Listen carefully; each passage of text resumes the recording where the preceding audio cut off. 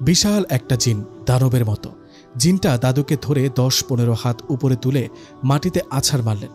সাবিনার মুখে কথাটা শুনে হা হা করে হেসে দিলেন সবাই। হাসতে হাসতে সবাই বললেন, তুই জিন ভূত এসব বিশ্বাস করিস? আমরা এসব বিশ্বাস করি না।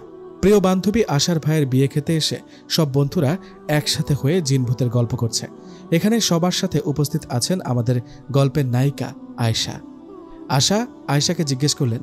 আশা বলল, আয়শা, তুই কিছু বলছিস না যে? সবাই কত মজা করছে, তুই কি জিন ভূতে বিশ্বাস করিস?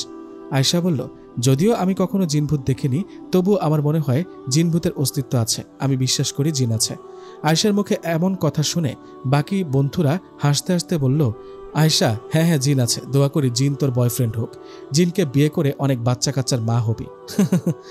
আশা বলল, এই অনেক হয়েছে, এখন চল খেতে যাব, মা তোদের সবাইকে নিয়ে যেতে বলেছে। আশার কথায় সব বন্ধুরা উঠে চলে গেল। এদিকে আয়শা আশাকে বলল, আশা তুই যা, আমি একটু পর আসছি, আমার ফোনে কল আসছে, কথা বলে আসছি। ও, ফোনে কথা বলবি? তাহলে ছাদে যা, এখানে তো অনেক লোক। তুই এক কাজ কর, ছাদে যা, তুই ছাদে গিয়ে কথা বলে তারপর খেতে আসিস, ঠিক আছে?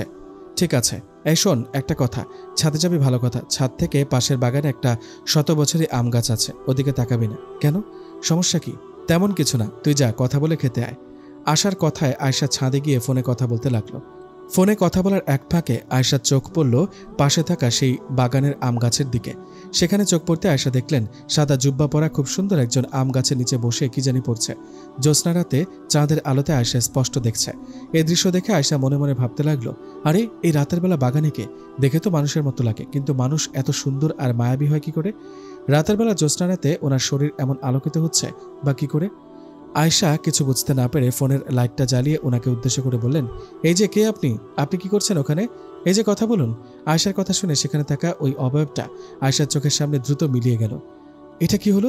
এতক্ষণে আয়শা বুঝল, ওটা দেখতে মানুষের মতো হলেও আসলে কোনো মানুষ না, ওটা আসলে একটা জিন। জীবনের প্রথম কোনো জিনকে দেখলো আয়শা। জিন দেখার প্রথম অনুভূতিটা কি এমন?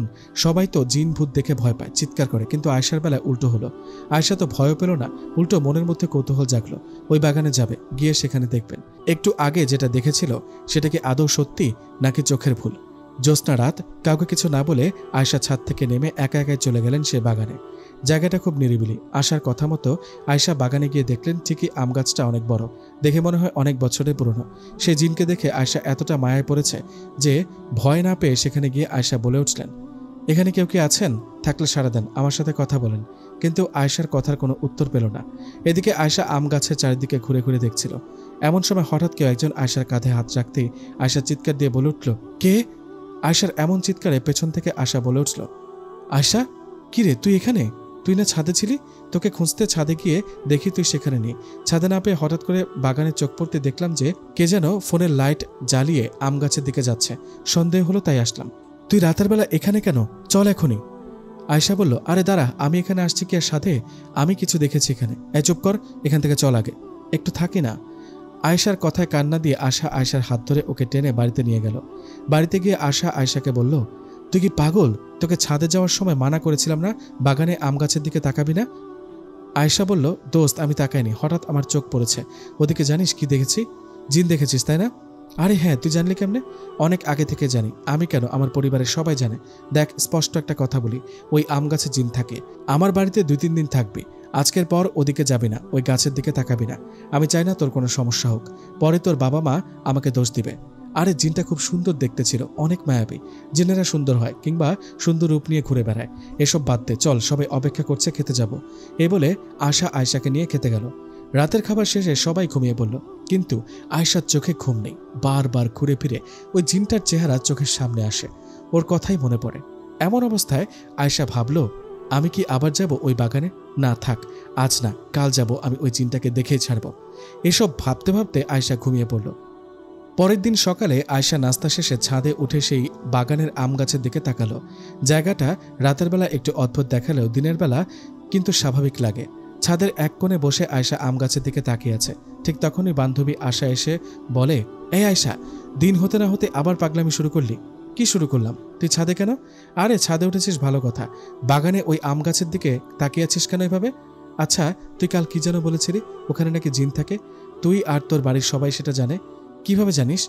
দেখ, এই বাড়িটা আমাদের, আর এই বাগানটা আমাদের পাশেই। আমরা যখন ছাদে উঠি তখন এই আম গাছের কাছে অনেক কিছু দেখতে পাই। আমি দেখেও না দেখার ভান করি। দাদা বলতো এখানে অনেক আগে থেকে জিনদের বসবাস। আমরাও ওদের ডিস্টার্ব করি না, ওরাও আমাদের ডিস্টার্ব করে না, কিন্তু তুই যা শুরু করেছিস এতে ওই জিনটা ডিস্টার্ব হতে পারে। আয়শা বলল, রাখ তোর ডিস্টার্ব, আমার ওই মায়াবী কিউট জিনটাকে প্রথম দেখায় ভালো লেগে গেছে। আশা বলল, তো এখন কি করবি? কি করতে মন চায়? আমার তো মন চায় দৌড় দিয়ে গিয়ে নায়িকার মতো ভূতকে জড়িয়ে ধরে বলি আই লাভ ইউ। হ্যাঁ, তারপর ওই জিন তোকে ধরে তোর ঘাড় মটকাবে। তোর কি বলিস? রোমান্টিকতার মাঝে পানি ঢেলে দিলি। পানি তোর মাথায় ঢেলে মাথা ঠান্ডা কর।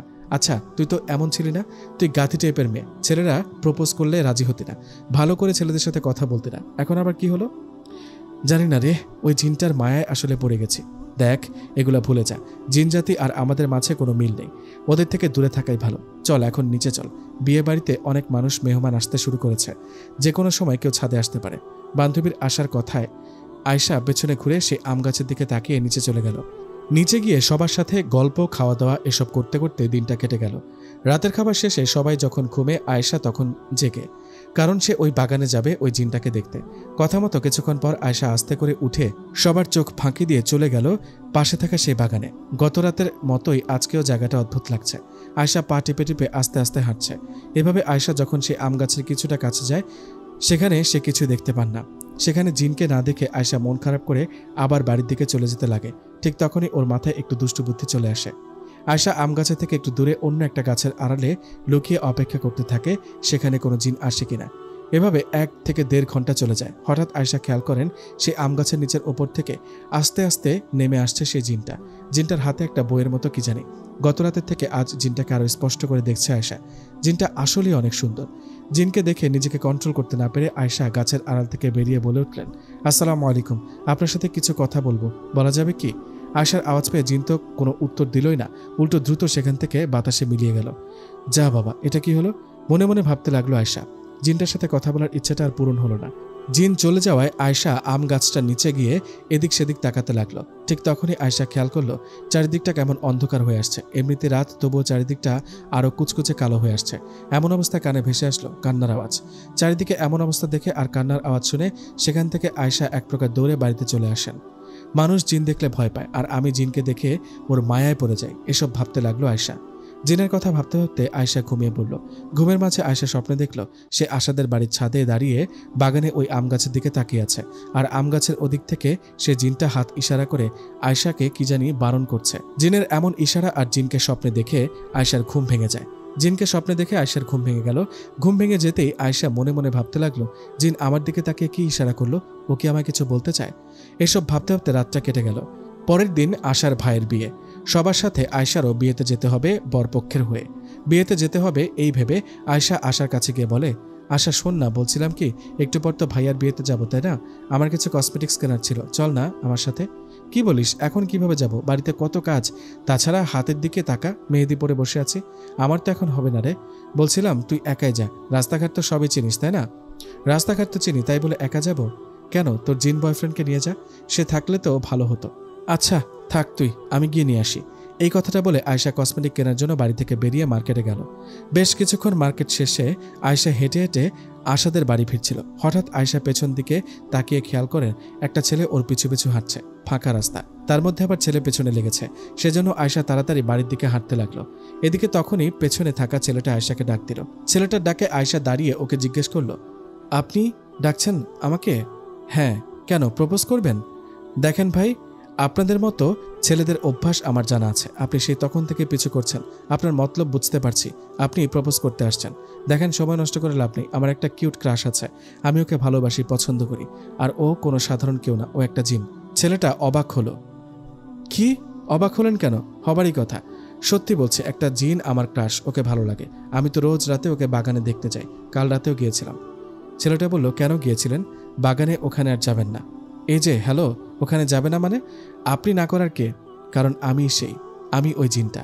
মানে কেমনে কি? আপনি তো মানুষ, আর আমি তো ওই জিনটাকে দেখেছি, ও তো এমন দেখতে না।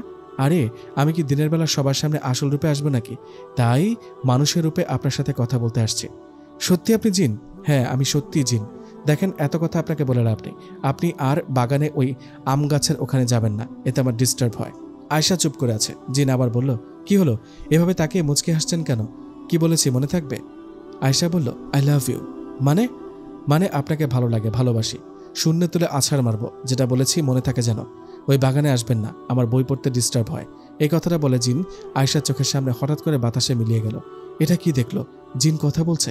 এসব ভাবতে ভাবতে বাড়িতে চলে আসলো আয়শা। বাড়িতে আসলে কিছুক্ষণ পর বান্ধবী আশার ভাইয়ের বিয়েতেও গেল। বিয়েতে গিয়ে আয়শা আশাকে বলল, এই আশা, জানিস আজকে কি হয়েছে? আমি তো ওই জিনটাকে সামনাসামনি দেখেছি, ও আমার সাথে কথা বলেছে। আশা বলল, কি, জিন তোর সাথে কথা বলেছে? তোর সামনে এসেছে? তোর মাথার সমস্যা? এটা কি তোর বাড়িতে জানে নাকি আমি বলবো? বিশ্বাস কর, ও আমার সামনে এসেছিল। এই চুপ কর তো, আজেরা কথা। জিনের কথা ছাড়া অন্য কিছু ভাবতে পারিস না? বিয়ে বাড়িতে কত ছেলে আছে, দেখ ওদের দেখ। কাউকে ভালো লাগে তো বল, রিলেশন করিয়ে দিই। রিলেশন করিয়ে দিবি তো ওই জিনটার সাথে দে না। আবার শুরু করলি? ওকে সরি, তোকে আর ওর কথা বলবো না, যা করব একাই করব। যাই হোক, কনে পক্ষের বাড়ি থেকে আশাদের বাড়িতে ফিরতে রাত হয়ে যায়। সবাই ক্লান্ত, বাড়িতে এসে সবাই ঘুমিয়ে পড়ে। এদিকে আয়শার তো ঘুম আসে না। আয়শা গত 2 রাতের মতো আজকেও না ঘুমিয়ে সে বাগানে চলে যায়। সেখানে যাবার পর আশা ওই বড় আম গাছটার নিচে বসে লাইট হাতে এদিক সেদিক তাকাতে থাকে। হঠাৎ পেছন থেকে কেউ একজন বলে ওঠেন, এই, আপনাকে এত করে মানা করার পরও আবার কেন আসছেন? কথাটা শুনে পেছনে তাকিয়ে আয়শা বলে উঠল, আপনি আসছেন? সমস্যা কি আপনার? ভালোভাবে বলছি, শুনছেন না? রাতে এখানে আসেন কেন? পরপর 2 রাত এসেছেন, কিচ্ছু বলিনি। গত রাতে একটু ভয় দেখিয়েছি, স্বপ্নে গিয়ে ইশারা দিয়ে মানা করেছি। আজকে আবার মানুষের রূপে সামনাসামনি গিয়ে মানা করে আসছি, তবুও কথা শুনছেন না। কি করব বলেন? আপনাকে দেখলেই সবকিছু ভুলে যায়। আপনার মায়ায় পড়ে তো এসব করি। জিন বলল, আচ্ছা, এখানে কেন আসছেন? আপনাকে দেখতে। কেন? ভালো লাগে আপনাকে, ভালোবাসি। আমি কে? আপনি জিন। আপনি কে? আমি মানুষ। তাহলে কিভাবে হবে? মানুষ হয়ে জিনকে কেন ভালোবাসবেন? আমাদের জাতি আলাদা, তাই ভালোবাসা হবে না। কেন হবে না? যদি আমাকে আপনার ভালো লাগতো তাহলে কি এত সহজে ছেড়ে দিতেন? তখন তো আমার মা বাবা কবিরাজ নিয়ে এসেও আপনাকে ছাড়াতে পারতো না। এখন আমি আপনাকে ধরেছি, আপনার মা বাবাকে বলুন কবিরাজ নিয়ে আসে আমাকে ছাড়াতে। জিন বলল, রেগে যাবার আগে চলে যান। আয়শা বলল, যাবার আগে খাবারটা দিয়ে যায়। মানে কিসের খাবার? কেন, এই যে আমার হাতে বিয়েবাড়ি থেকে লুকিয়ে আপনার জন্য মাংস নিয়ে আসছি পলি ব্যাগে করে, নেন, খেয়ে নেন। জিন বলল, পাগল নাকি? না, আমি ওসব খাবো না। তাহলে আমিও যাব না। আয়শা ও জিনের মধ্যে কথা হচ্ছে। এমন সময় আয়শার বান্ধবী আশা লাইট হাতে বাগানের দিকে আয়শাকে ডাকতে ডাকতে আসছে। আশাকে দেখে সেখান থেকে জিন চলে গেল। এদিকে আশা আয়শার কাছে এসে বলল, আয়শা, তুই আবারও এখানে আসছিস? তোর হাতে ওগুলো কি? মাংস। মাংস? এগুলো কই পেলি? কই আর পাবো, জিন দিয়ে গেল আমাকে, বলল খেতে। উফ, এবার আমি সত্যি পাগল হয়ে যাব, চল আমার সাথে। এই কথাটা বলে আশা আয়শার হাত ধরে বাগান থেকে বাড়িতে নিয়ে গেল। বাড়িতে গিয়ে আশা বলল, কি সমস্যা তোর? এত করে বলার পর কেন বারবার বাগানে ওই আম গাছের কাছে যাস? ভালোবাসার টানে। কিসের ভালোবাসা? কার ভালোবাসা? কার আবার? জিনের সাথে আমার। উফ খোদা। আয়শা দেখ, আজ আমার ভাইয়ের বিয়ে হলো, তাই না? বিয়ে তো শেষ, কাল তুই বাড়িতে চলে যাবি, কেমন? আর 2 দিন থাকি না? দেখ, তুই এমনি এমনি আমার বাড়িতে 10 দিন থাকলেও সমস্যা হতো না, কিন্তু তুই যা শুরু করেছিস, এখন তোকে কাল যেতেই হবে। ঠিক আছে, কিন্তু আমার জিনের কি হবে? ওকে তো মিস করব। ভালোবাসাই হলো না, মিস করবে। এখন চল, ঘুমাতে হবে। আশার কথায় আয়শা রুমে গিয়ে ঘুমিয়ে পড়ল। পরের দিন সকালে আয়শা দাঁত ব্রাশ করতে করতে ছাদে গেল। ছাদে গিয়ে অপলক দৃষ্টিতে সেই আম গাছটার দিকে তাকিয়ে রইল। এদিকে আয়শাকে সেদিকে তাকাতে দেখে আশা বলল, হ্যাঁ দেখ দেখ, শেষবারের মতো দেখে নে। আরে আজ চলে যাবি, জিন তোকে খুব মিস করবে। দেখ, মজা করিস না, আমার বিশ্বাস জিন আমার কাছে ঠিকই আসবে। হ্যাঁ, বাড়িতে গিয়ে পড়াশোনা বাদ দিয়ে সে আশায় বসে থাকিস। জিন কবে যাবে? মজা করা বন্ধ করতো, মন খারাপ লাগছে। জিনকে ছেড়ে যাব তাই। ঢং। এমন ভাব করছিস মনে হচ্ছে তোর বরকে ছেড়ে বিদেশে চলে যাচ্ছিস। চুপ কর তো। চল নিচে চল, ফ্রেশ হয়ে রেডি হব। বাবা ফোন করেছিল। এই বলে ছাদে থেকে আশা ও আয়শা দুজনে নিচে চলে আসলো। নিচে এসে ফ্রেশ হয়ে খাবার খেয়ে নিল আয়শা। খাওয়া শেষে আমাদের বাড়ির সবার কাছে বিদায় নিয়ে বাড়িতে যাবার জন্য বাইরে আসলো আয়শা। বাইরে আসার পর আশা বললেন, কিরে, তোকে নিজের ইচ্ছা বাড়িতে যেতে বললাম বলে মন খারাপ করছিস? আরে না রে পাগলি, তুই না বললেও তো আজ বাড়িতে যেতাম। আজ 4 দিন হলো এখানে। ভালো থাকিস, তুই একদিন গেলে আমাদের বাড়িতে আসিস, কেমন? ঠিক আছে। আয়শা বলল, শোন না, যাবার আগে একটা কাজ করি। কি কাজ? কাগজে নাম্বার লিখে ওই বাগানে আম গাছের নিচে রেখে আসি, ভূত দেখলে যোগাযোগ করবে। আশা বলল, মাথা মোটা, জিনের কি মোবাইল আছে নাকি যে তোকে কল দিবে? তাই তো। আচ্ছা ঠিক আছে, ভালো থাকিস। বান্ধবী আশার কাছ থেকে বিদায় নিয়ে আয়শা ও বাড়িতে চলে গেল। বাড়িতে যাবার পর জিনের কথা সে কোনোভাবেই ভুলতে পারছে না। সবসময় জিনের কথা চিন্তা করে দেখে। আয়শার মা আয়শাকে বলল, কি রে মা, কি হয়েছে তোর? আশাদের বাড়ি থেকে আসার পর দেখছি কেমন হয়ে গেছিস, সবসময় কি নিয়ে জানি ভাবিস। কই কিছু না মা, এমনিতেই। মাকে মিথ্যা বলে কথা ঘুরিয়ে দিল আয়শা। আসলে তো সে জিনের কথা সব সময় ভাবে, চিন্তা করে। যাই হোক, এভাবে দিনটা কেটে যায়। পরের দিন রাতের বেলার ঘটনা। আয়শার ঘুম ভেঙে যায় কারো ফিসফিস কথার আওয়াজে। আওয়াজটা পেয়ে আয়শা চোখ খুলে দেখল সামনে জিন দাঁড়িয়ে আছে। জিনকে দেখে আয়শা নিজের চোখকে বিশ্বাস করতে না পেরে নিজের চোখ হাত নিয়ে কচলাতে লাগলো। এই দেখে জিন বলল, চোখ কচলাতে হবে না, এটা সত্যি। বাস্তব নাকি স্বপ্ন? আমি মনে হয় স্বপ্ন দেখছি, তাই না? না, বাস্তব। তুমি সত্যি আমার কাছে আসছো, বিশ্বাস হচ্ছে না। তোমাকে খুব মিস করছিলাম, জানতাম তুমি আসবে। আমি তো তোমাকে ভালোবাসি, তুমি নিশ্চয়ই আমাকে ভালোবাসো, তাই না? তাই তো আসছো। পাগল নাকি? কিসের ভালোবাসা? আমি আসছি অন্য কাজে। কি কাজ? তোমার বান্ধবী আশার বাড়ির পাশে বাগানের ওই বড় আম গাছে আমি থাকি, এটা তো জানো, তাই না? হ্যাঁ জানি তো। তো কি হয়েছে? ওই বাগানের মালিক ওই আম গাছটা কেটে ফেলবে। ওটা আমার থাকার জায়গা। থাকার জায়গা বলতে আমাদের রাজ্য আছে। আমি জিন রাজ্যে বেশি সময় থাকি, আর কম সময়ের জন্য রোজ রাতে ওই আম বাগানে ওখানে গিয়ে বই পড়ি। হো হো, এই কথা। তা গাছের মালিক গাছ কাটবে না? কাটবে, কিন্তু কয়দিন দেরিতে। আমি নতুন কোনো জায়গা পেলে সেখানে চলে যাব, তখন গাছটা কাটতে পারবে, তার আগে না। তো আমি কি করব? আমার কাছে কেন আসছো? তুমি গিয়ে ওই গাছের মালিককে বুঝিয়ে বলবা। তুমি মানুষ, তাই তোমার কথা শুনবে। কেন? তুমি গিয়ে বলো। আমি সামনাসামনি গেলে অমনি ভয় পাবে উনি। ভয় পেয়ে আবার কোনো কবিরাজ টবিরাজ নিয়ে আসেন কিনা, সেজন্য তোমাকে দিয়ে বলাবো। ওনার কাছে কবে যাব বলো? যাব না আমি। ভেবেছিলাম আমার ভালোবাসার টানে আমার কাছে এসেছো, এখন দেখি নিজের কাজ করানোর জন্য আসছো। পারবো না, যাও। জিন বলল, ওই সাবধানে না করো। আমার কাজটা না করলে তোমাকে ছেড়ে দিব ভাবছো? বাঁচতে চাইলে আমার কাজটা করো, নইলে তোমার পিছু ছাড়বো না। তাই? তাহলে আমার পিছে লেগে থাকো, আমি তো এটাই চাই। ফাজলামো বাদ দাও তো, যা বলি তাই করো। আমার এই উপকারটুকু করো, এতে আমার কি লাভ? আমি কি পাবো? কি চাও তুমি? তোমার ভালোবাসা। আয়শা জিনের সাথে কথা বলছে। এই আওয়াজ ওর বাবা পেয়ে আয়শাকে বলে উঠল, আয়শা, এই আয়শা, এত রাতে কার সাথে কথা বলিস? আয়শার বাবার কথার আওয়াজে জিন আর কিছু না বলে তখনকার জন্য চলে গেলেন। আয়শার বাবার কথার আওয়াজ শুনে জিন সেখান থেকে চলে গেল। এদিকে আয়শা ওর বাবাকে ডাক দিয়ে বলল, কই বাবা, কিছু না তো, স্বপ্ন দেখছিলাম মনে হয়। ইস রে, জিন আসছিল। বাবা কথা বললে ও চলে যেত না, আমার কাছে থাকতো। এসব ভাবতে ভাবতে শুয়ে পড়ল আয়শা। কিন্তু কোনোভাবে আয়শার ঘুম আসছে না। ভালোবাসার জিন কাছে এসেও চলে গেল, কি জানি আর দেখা পাবে কিনা। এসব ভাবতে ভাবতে আয়শার হঠাৎ মনে পড়ল, আচ্ছা জিন তো একটু আগে আমার কাছে আসছিল, বাবার কথা এখান থেকে চলে গেছে, ও নিশ্চয়ই আশেপাশে আছে। আমি বরং না ঘুমিয়ে জেগে থাকি, ও আবার হয়তো আসবে। না, ও যদি আবার আসে, বাবা মা যদি আবারও জেগে যায়, একটা কাজ করে আমি বরং উঠে বাইরে আমাদের পুকুর পাড়ে যাই, ওখানে রাতের বেলা কেউ যায় না। কথা মতো আয়শা উঠে কোনো শব্দ না করে আস্তে দরজাটা খুলে বাইরে সেই পুকুর পাড়ে চলে গেল। নিশিরাত, আকাশে চাঁদের আলো, দৃশ্যটা খুব সুন্দর ও রোমান্টিক। আয়শা বসে আছে। হঠাৎ পাশে থাকা একটা গাছ বাতাসে দুলতে লাগলো। গাছটা এমনভাবে নড়ছে মনে হচ্ছে ঝড় হচ্ছে, কিন্তু আশপাশটা সবই ঠিক আছে। এমন দৃশ্য দেখে আয়শা ভয়ে দাঁড়িয়ে গেল। দাঁড়িয়ে ফোনের লাইটটা জ্বালিয়ে বলল, কে কে ওখানে? আয়শার কথায় জিন সেখানে চলে এসে বলল, তুমি তো বড় আজব মেয়ে, তোমার কি ভয় ডর নেই? আমি তো গাছটা নাড়াচাড়া করে পরীক্ষা করছিলাম ভয় পাও কিনা, কিন্তু তুমি ঠিক দাঁড়িয়ে আছো না পালিয়ে। আসলে ভয় পেয়েছিলাম একটু একটু। তুমি এখানে আসছো কেন? তোমার জন্য। রুমে কথা বললে মা বাবা জেনে যেতে পারে, তাই এখানে আসছি। বলো কি বলবে? আসছো তো ভালো করেছো, যেটা বলেছি মনে আছে তো? মনে আছে, কিন্তু কেমন জানি লাগে। কেমন লাগার কি আছে? তুমি ওই বাগানের মালিককে গিয়ে বলবা ওনার বাগানের বড় আম গাছটা যেন না কাটে, কারণ সেখানে জিন থাকে। আর যদিও কাটে তাহলে 1-1.5 মাস পর যেন কাটে। বুঝতে পেরেছ? জি স্যার, বুঝতে পেরেছি। তাহলে কাল সকালে ওনার কাছে যাবে তো? হ্যাঁ যাব। এখন বাড়িতে গিয়ে ঘুমিয়ে পড়ো। আচ্ছা ক্রাশ, একটা কথা জানার ছিল। তোমার নাম কি? নাম জানি কি করবা শুনি? ওমা, নাম জানতে পারি না? নাম বলো, নইলে তোমার কথা মতো কাজ করবো না। আমার নাম ইয়াসিন। আরে বাহ, খুব সুন্দর নাম তো। তোমার আমার নামের কত মিল, আয়শা ইয়াসিন। হ্যাঁ, এবার রুমে গিয়ে ঘুমাও। কাল ওই মালিকের বাড়িতে এসো, ভয় পেও না, আমি অদৃশ্য হয়ে তোমার পাশে থাকবো। কোনো কিছু বলার থাকলে তোমার কানে ফিসফিস করে বলবো, তুমি ওনাকে সব কথা বলবা। জিনের কথায় আয়শা পুকুর পাড় থেকে বাড়িতে চলে গেল, গিয়ে ঘুমিয়ে পড়ল। পরের দিন সকালে জিনের কথা মতো আয়শা সেই বাগানের মালিকের সাথে দেখা করলেন। দেখা হতেই আয়শা বলল, আঙ্কেল আসসালামু আলাইকুম, আপনার সাথে কিছু কথা ছিল। বাগানের মালিক বলল, ওয়ালাইকুম আসসালাম, তুমি কে মা? তোমাকে তো চিনতে পারলাম না। আঙ্কেল, আমাকে চিনবেন না, আমি আসছি আপনার বাগানের আম গাছটার বিষয়ে কথা বলতে। কি কথা? আমি তো ওটা গাছ কেটে বিক্রি করে দিব। ও, তুমি গাছ কিনবে? না আঙ্কেল, আসলে ওই গাছটা যেন না কাটেন এই বিষয়ে কথা বলতে আসছি। মানে? কিন্তু কেন? কারণ ওই গাছে জিন থাকে। জিন থাকে? তুমি কিভাবে জানলে? জানবো না, ওই জিনটাকে তো আমি ভালোবাসি। বাগানের মালিক বলল, মানে? কি সব আবল তাবল বলছো? না মানে আঙ্কেল, আমি স্বপ্নে দেখেছি একটা জিন এসে আমাকে বলেছে আপনাকে যেন বলি এই গাছে সে থাকে, গাছটা না কাটতে, আর যদিও কাটেন সেটা 1-1.5 মাস পর। কিন্তু গাছের মালিক তো আমি, আমাকে স্বপ্নে না বলে তোমাকে বলবে কেন? বলেছিল মনে করে দেখুন।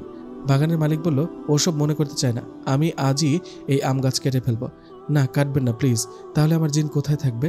তোমার জিন মানে? এই মেয়ে, পাগলাগারদ থেকে আসছো নাকি? যাও চলে যাও। এমন অবস্থায় জিন অদৃশ্য হয়ে আয়েশার কানে কানে এসে বলল, গাছের মালিককে বলো আম গাছটা একটু কাটলে সেখান থেকে রক্ত বের হবে। জিনের কথা শুনে আয়েশা বলল, না আঙ্কেল, আমি পাগল নই, আমার কথা বিশ্বাস করুন, গাছটা কাটবেন না, আপনার ক্ষতি হবে। বিশ্বাস না হলে এখন গাছে একটা আঘাত করুন, গাছ থেকে আঠার বদলে রক্ত বের হবে। বাগানের মালিক বলল, তাই নাকি? বিশ্বাস না হলে পরীক্ষা করে দেখুন। আয়েশার কথায় বাগানের মালিক একটা কুড়াল দিয়ে আম গাছে আঘাত করতেই সত্যি সত্যি সেখান দিয়ে রক্ত পড়তে লাগলো। গাছ থেকে রক্ত পড়ছে কিভাবে? গাছে বা গাছের ডাল কাটলে গাছের আঠা বের হয়, কিন্তু এ তো দেখি রক্ত। রক্ত দেখে সেই গাছের মালিক আয়েশাকে বললেন, আমি বিশ্বাস করছি মা তোমার কথা, আমি আমার বাগানের সব গাছ কাটলেও এটা কাটবো না। বোঝার জন্য অনেক ধন্যবাদ আপনাকে। আপনি 1-1.5 মাস গেলে গাছটা কাটবেন, তার আগে না, কেমন? ঠিক আছে মা। বাগানের মালিকের সাথে কথা শেষে আয়েশা বাড়িতে চলে আসলো। বাড়িতে এসে জিনের জন্য অপেক্ষা করতে লাগলো, কিন্তু সারাদিন জিন আর আসলো না। দিনে আসেনি, রাতে আসবে এই ভেবে আয়েশা রাত জেগে অপেক্ষা করতে লাগলো, তবুও জিন আসে না। জিনের জন্য অপেক্ষা করতে করতে একসময় আয়েশা ঘুমিয়ে পড়েন। বেশ কিছুক্ষণ পর যখন আয়েশার ঘুম ভাঙে তখন আয়েশা দেখে ইয়াসিন জিন ওর পাশে বসে আছে। জিনকে দেখে আয়েশা বলল, জিন তুমি আসছো? তোমার জন্য অনেক অপেক্ষা করেছিলাম, তুমি আসোনি তাই ঘুমিয়ে পড়েছি। ইয়াসিন জিন বলল, আমাকে একটু পানি দিবা, খাবো। পানি খাবা? 1 মিনিট নিয়ে আসছি। আরে আমি কোথায়? এটা কোন জায়গা? জিন আমি কোথায়? জিন বলল, ভয় পেও না, তুমি জিনদের রাজ্যে। তুমি আমার হয়ে কাজ করে দিয়েছো বলে আমি তোমাকে জিনের রাজ্যে নিয়ে আসছি। কি? আমি জিনের রাজ্যে? আমি জিনদের রাজ্যে আছি, কিন্তু আমি এখানে কেন? আরে ভয় পাচ্ছ কেন? তুমি আমার একটা উপকার করলা, তাই ভাবলাম তোমাকে আমার রাজ্যে একটু ঘুরিয়ে দেখাই। তাই বলে আমাকে না বলে হুট করে নিয়ে আসবা? বলে তোমাকে নিয়ে আসতে চাইলে তো ভয় পাইতা, আবল তাবল বলতা, তাই ঘুমের মাঝে নিয়ে আসছি। আমাকে বলতে পারতা এভাবে ঘুমের মাঝে এসে কি শান্তি আছে? আমি তোমার পিঠে উঠে বসে থাকতাম, তুমি উড়ে উড়ে আসতা, কত মজা হতো বলো। আমি কি পাখি নাকি? দেখো এটা সিনেমা না, বাস্তব। আর আমরা জিন জাতিরা বাতাসে মিশে চলি। তোমাকে পিঠে নিয়ে কিভাবে আসবো? তাহলে আমার পিঠে পাখা লাগাই দাও, আমি যেন উঠতে পারি। আয়েশার এমন কথায় ইয়াসিন জিনের পাশে থাকা ওর 2টা বন্ধু জিন হাহা করে হাসতে লাগলো।